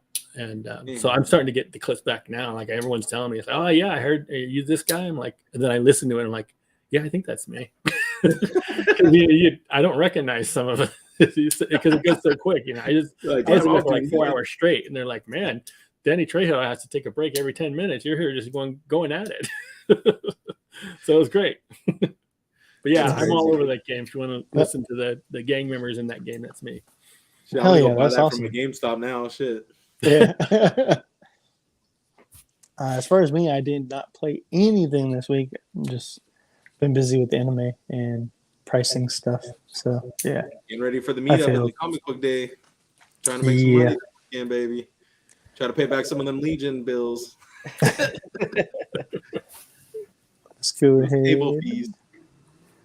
Yeah, that's true. Hey, real quick though, speaking of go for it. Mythic Legions, everybody, you know, I'm sure they know, but you know, tonight's the last night to pre-order straight from the Four Horsemen website. Oh, for the game. Oh, wait, no, for the Cosmics. Cosmic Zaxius, right? Outpost. Yeah. Outpost Zaxius. I was like, wait, did you say you'll pass? No, Outpost Zaxius. I'll pass. I'll pass Zaxius. Not a lot of news, just a little bit of news. We got the new Zelda OLED version of the Switch, and dude, talk about crazy, the intricacy of the like all the details, like the little patterns and whatnot. I'm just like, holy shit, this is like crazy looking. This is gonna run you $359.99. Yeah. Oh, it's an OLED though. Yeah. Yeah, but dude, that is fucking like it's beautiful, super detailed, and dude, there's a secondary market on this thing. It's pretty much sold out everywhere. But the secondary market, the markup's like $600 on eBay. I'm just like, holy shit. Back in my day, Zelda was a top-down scroller in 2 colors. Yeah, no, for real. And talking to something to make us feel older, they're thinking about doing a Switch number 2, and it's actually going to have a a flip-up screen. No, it's the N-Gage. I think it's pretty insane though that it's like handheld to another level. So like when you put the screen down, it'll be able to be one screen, or you could do it like this and it'll be like 2 screened, if I'm explaining that correctly. Like, so when you put it down, it'll be like just a normal standard screen in front of you, but when you open it up, it'll be like a dual screen, so it'll be a bigger screen. And then this will have like a Netflix, Hulu, internet capability, a bunch of other stuff, and like actually be able to compete more with like it'll actually be able to compete with like a PS5 and an Xbox and stuff like that. Because I mean, let's be honest, it's the right now where Switch is at, it's not able to perform at a PS5 or an Xbox level right now. But they're saying PS4 level.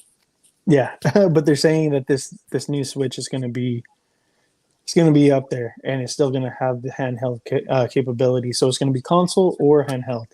Did they say anything about the insides of it? Are they like putting new stuff in the inside? Because like all that crap don't really matter unless they make it like a stronger, you know. I'm not sure. This is still like graphics card. So everything's still everything still is still like concept, and these are all like rumors still.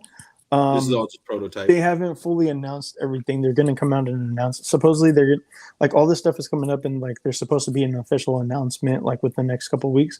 Supposedly, like somebody over on Nintendo like leaked all this stuff. I don't know how true that is, and yeah, just basically, you know how it is, how people leak shit a little early. Yeah, they try to get the hype out before they actually get announce it. That's the other thing is like, is it really just Nintendo leaking just to kind of feel it out, you know, feel out the water a little bit? People have been wanting another Switch. They've been wanting the next Switch. They want the upgraded version, you know. People. Yeah, because we've had just, well, I guess like the OLED is kind of like a 1.5 or whatever. Yeah, because there's nothing new inside of it. It's just a screen.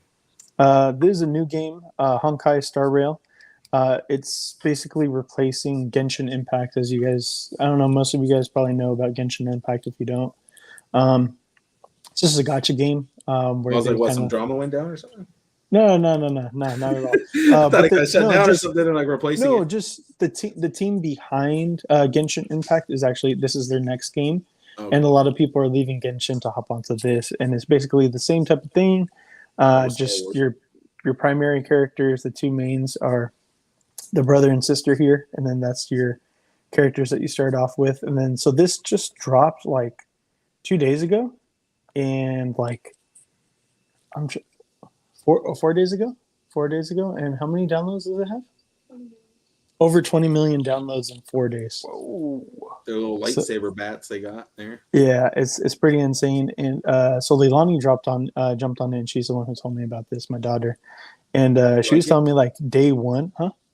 Does she like it? She loves it. She says she likes it more than Genshin Impact because she didn't get on Genshin right off the get-go. So like she was behind. Yeah, just trying to play catch up. But this one she jumped on right from the beginning. And she's like, I don't understand. There's people already level 35. And like the game just came out like a couple hours ago. I'm like, yeah, because there's people that don't have a fucking life and they jumped on right at midnight and probably haven't even slept at all today, you know, type of deal. Probably not going to sleep for like 2 days at least. Yeah, I was like, up on Mountain Dew.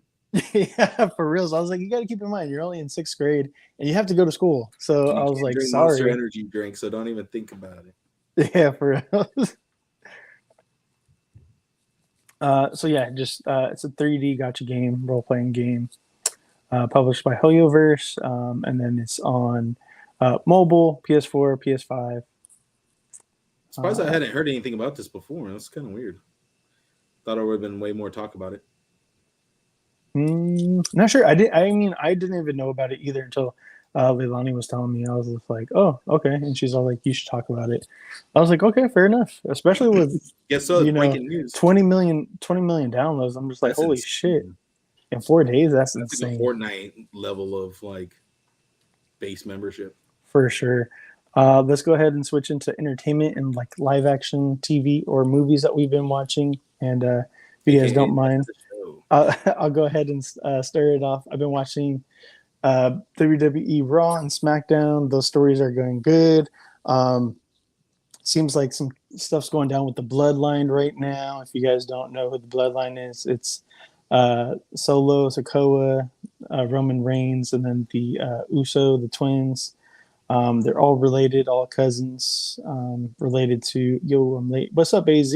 Just all related to like the Rock and Rikishi and stuff like that. But they started the WWE draft the first night. Some stuff happened, nothing too crazy, but definitely some stuff happened. And Heath, I'm sure that you've seen the memes and the making fun of RVD because like. So like RVD got on the podium and he's reading from a cue card and the cue card is upside down. So people are like, how in the fuck are you reading from this cue card and it's upside down, bro? Like this makes no sense. They should all know that RVD don't read. Come on. That's what they're like. This motherfucker doesn't know how to read or this dude's like high as fuck and he just remembered his lines. So because he was slurring his speech just a little bit. Hey, Rob Van Dam has always been a stoner, so I don't know. Yeah. Well, this is a story from back in the day, but apparently RVD's first like WWE title reign came to an end because he was caught in a car. Like him and another guy were pulled over. It was like the night he won the belt, and they were both arrested for having a godly amount of weed in the car. Both of them were arrested on the spot. So, I mean, he probably was so high he could read that cue card. His ass was upside down. Yeah.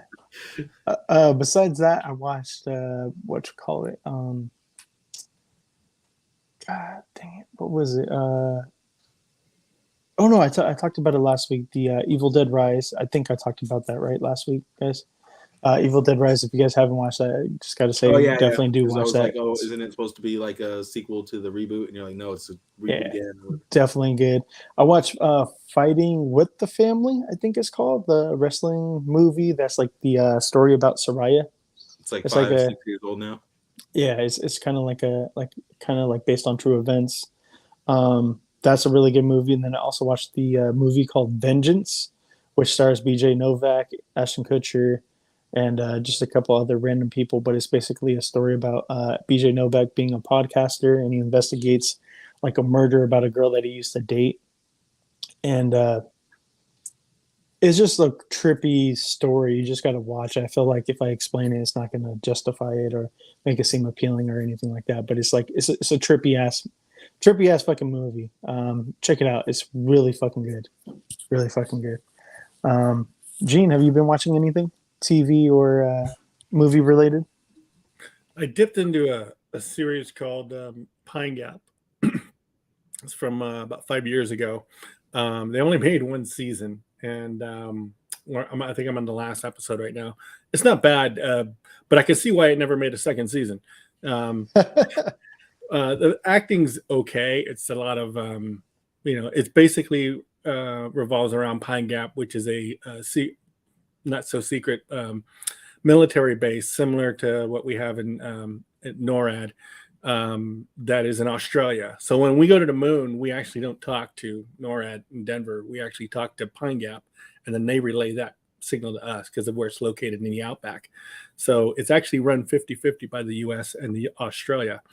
Australia actually is one of our biggest allies, but it's about a couple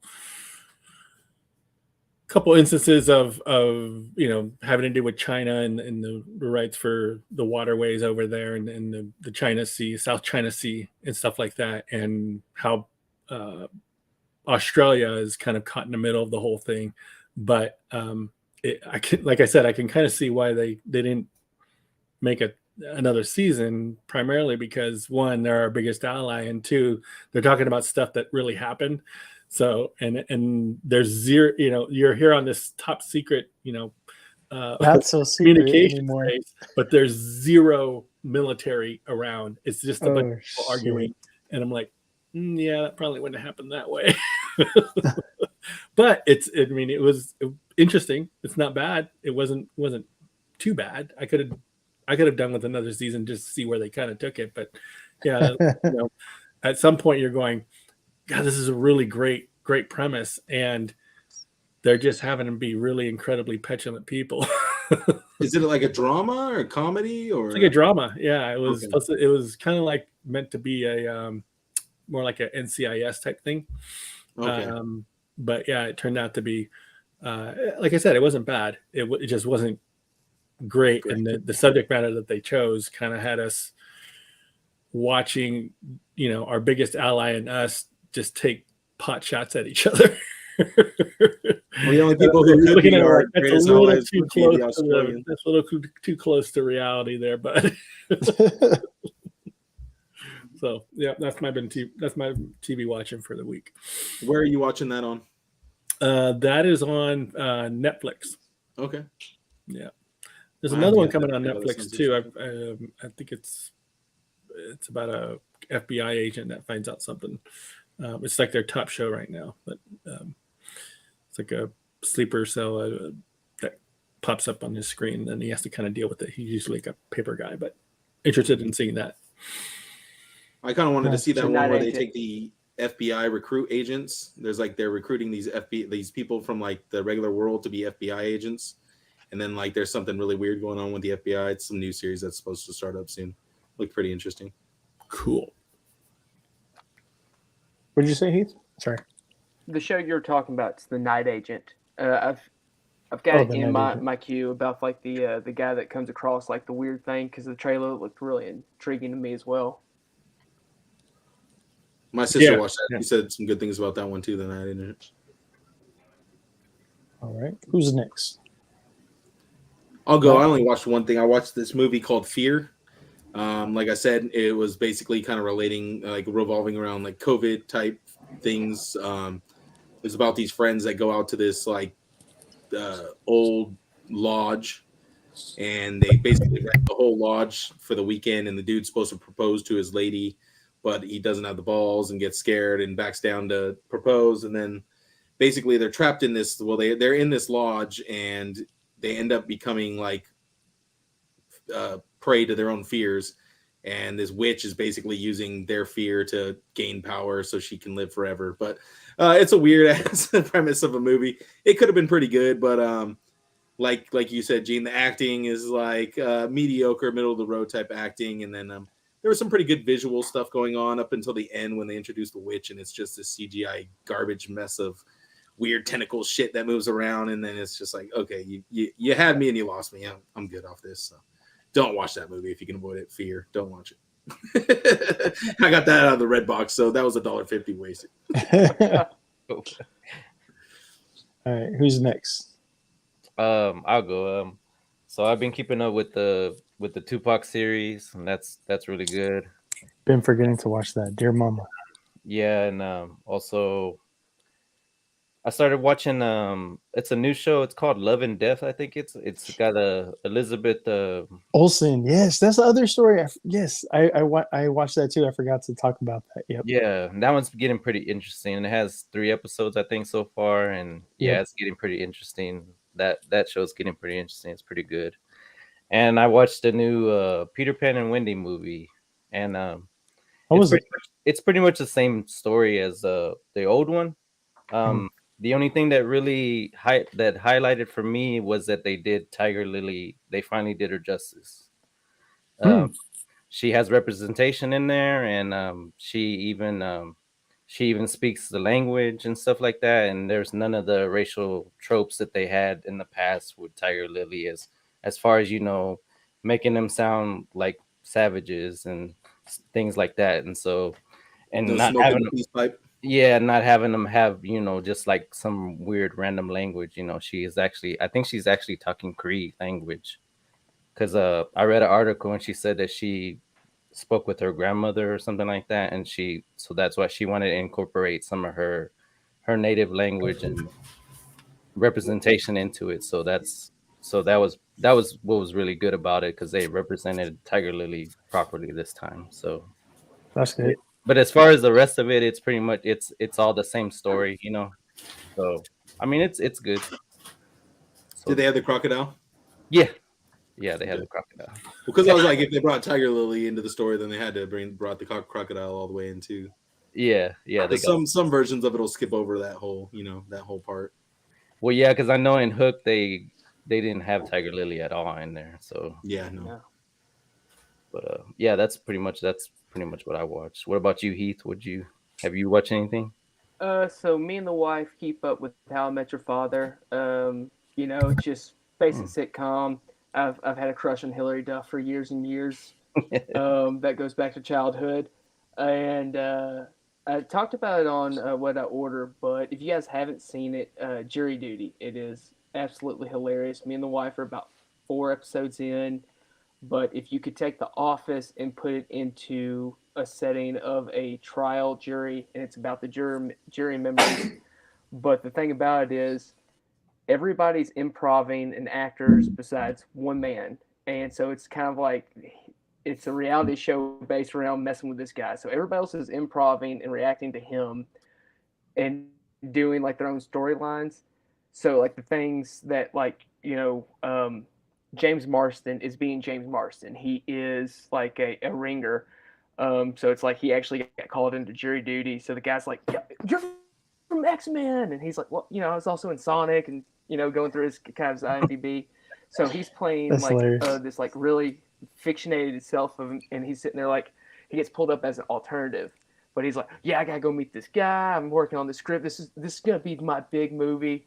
And so he's playing that aspect of it. But the scene that really just stood out to me is one of the actual jury members that they pulled from the show had a heart attack. So everybody from the jury that's, that are actors are all talking about, like, he was telling me this, he was just such a great guy in such a short amount of time. I feel like we really connected. And then it gets to the other guy. It's like, he told me something really nice the first day, but like, you can tell, like, he's just like, what, all you guys had this interaction with him and I spoke 2 words to the guy. So like, there's some good little jokes in there, but if you have Amazon Prime, you can watch it there. And it's on Freevee. I've never heard of that app, but apparently it's for that app. But Jury Duty, we've had some good laughs out of it. Poor James Marsden. No matter how famous he gets, he'll never be actually famous. He's famous to us. Real quick with the news, just so we could try to make it as close as we can under 2 hours. Recently on Twitter, someone asked, do you have any plans for Static or any other Milestone characters, animation or Elseworld? James Gunn said yes. So Static confirmed. We're not sure if it's only going to be, or if it's going to be just animation, live action. I would love to get a live action. And then as far as another Milestone character, because it says and other Milestone characters, it's not 100% sure if it's going to be one, more, whatever. I would love to see Icon. I would love to see Icon. And if people don't know who Icon is, think basically a black Superman. He's not Kryptonian, but he is on a Kryptonian's level and can match Superman blow for blow. I'm a big Blood Syndicate fan myself. Let's go. Blood Syndicate I thought was a great, well written, well drawn, well done, everything across the board. It was a great team book.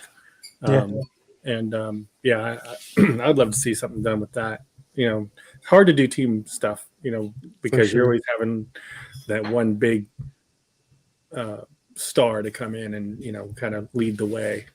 It's amazing they got Robert Downey with Chris Evans, and then they had to get, Hemsworth and everything.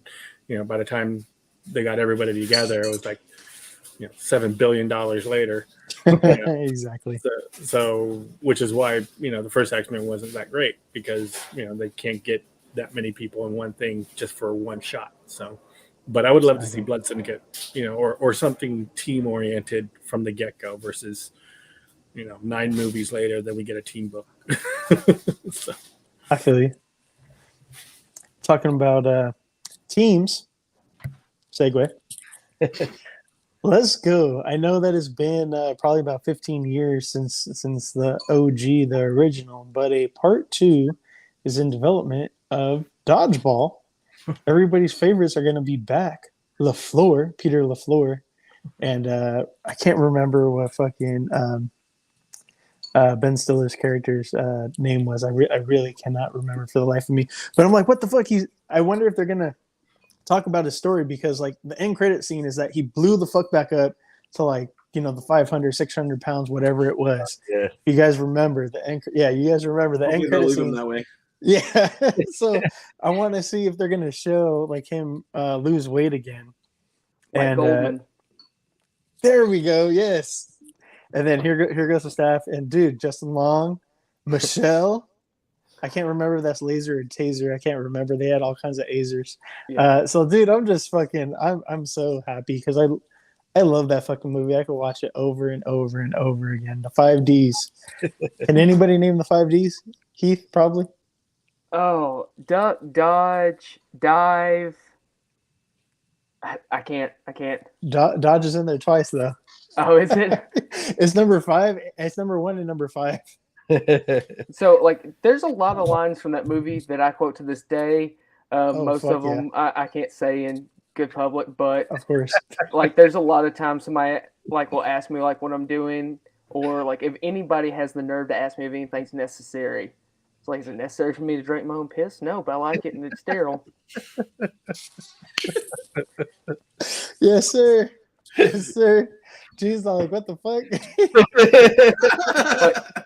So I'm a delivery That's everybody's driver. reaction when they hear that one. Yeah, I'm a delivery driver, and I've been with the company I work with for a long time. So we have an influx of a lot of new people, and sometimes they don't understand things.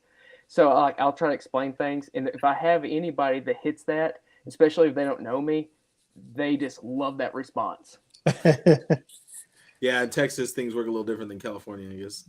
Just a little bit. We're gonna get into a couple trailers. We just got 2. Oh, I didn't know this had a trailer. Yes. Was this Drive Angry 2? No. It says bottom left. Oh, Ladies and gentlemen, start I'm blocking the bottom. you're in the you're in the way. Twisted Metal. I thought it was like New Fast and Furious now. No, Twisted Metal. Yeah, Twisted Metal all the way. Vigilante 8 would be a good movie too. If anybody remembers that game. Peacock original. Aren't they the ones that destroyed the Halo series? I don't know. Nice. So July 27th. I really cannot wait. And then Sweet Tooth actually looked cool. Heath gave me some cool information on the Wadillo. That Samoa Joe is the body that's going to be used, but they're going to use a voice of a different actor. Is that correct? That's from what I was reading. I legitimately had no clue this was even in the works. I canceled Peacock a while ago. I'm going to be resubscribing for this one. Love Anthony Mackie. So yeah, I'm down. I'm not sure what the episode count on this is. I didn't even know it existed before this week. But yeah, the Samoa Joe information just came out. There's a lot of stuff being announced because this weekend was CinemaCon. So like all the new series, all the new movies, everything's being shopped and solicited and stuff like that. So that's why there's so many releases and announcements this week. I want to see Mr. Graham on his motorcycle. This I cannot wait for. Very powerful ally. So if you guys don't know, Warrior season 3.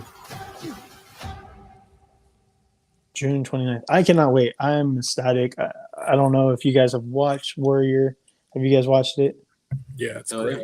It's fucking, yes. Thank you, Gene. It is fucking phenomenal. One of the best series. I love it. Can't recommend it enough. Fucking, yes. It's fucking ridiculous. If you want a good fighting show, that's the one to watch. I don't think there's any show that matches choreography in that show. So you can catch it on HBO Max if you haven't watched it yet. Into the Badlands was pretty close, but it was like exaggerated. I love Into the Badlands, but I thought you guys were just overhyping it. But I've recently finished season 1. Can't wait to get into season 2. It is fantastic. I'm telling you, dude. And season 2 takes it up another notch, bro. Which I did not think they could do. Season 2 has a lot more like criminal intrigue stuff going on too. Yeah. So like more layers to the action and stuff. So I can't wait for season 3. That's all we got tonight, folks. We're going to go ahead and do sign outs and shout outs in a second. But so official rules for the giveaway, real sweet and simple. I'm going to pin a post. It's going to be the 1,000 follower giveaway post actually. So it's not going to be that hard. I'm going to pin it. It's going to be the first one on our feed on the Geek Out Show Instagram. Repost that to your story and tag us.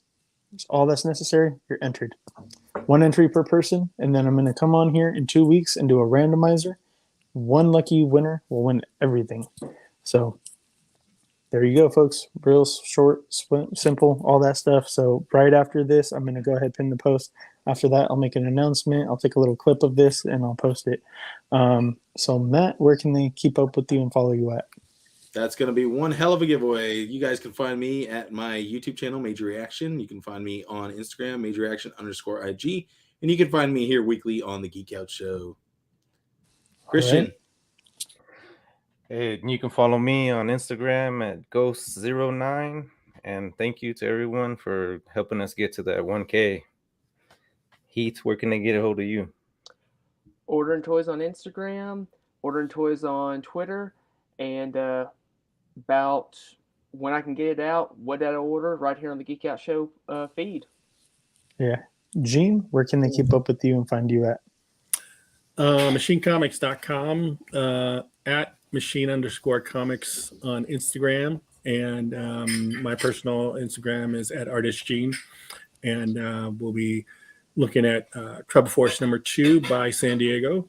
And we're looking to run that Kickstarter right before San Diego. So we'll probably be finishing that week as we head to San Diego. So it should be our goal is to have number 2 in hand, so that people can get it at San Diego as well. So, Oh, sweet. so we may do something. We're trying to figure out the logistics of it, where if you did get it on Instagram, on Kickstarter, and you were coming to Comic-Con, you can pick up your package there. So I could talk to some people, because I know that Jason from Spiro Toys, he did something like that where he allowed, like, I think it was like 50 slots or something like that to like sign up, and basically they're going to bring only those 50 orders to be picked up in person, and that was going to be it.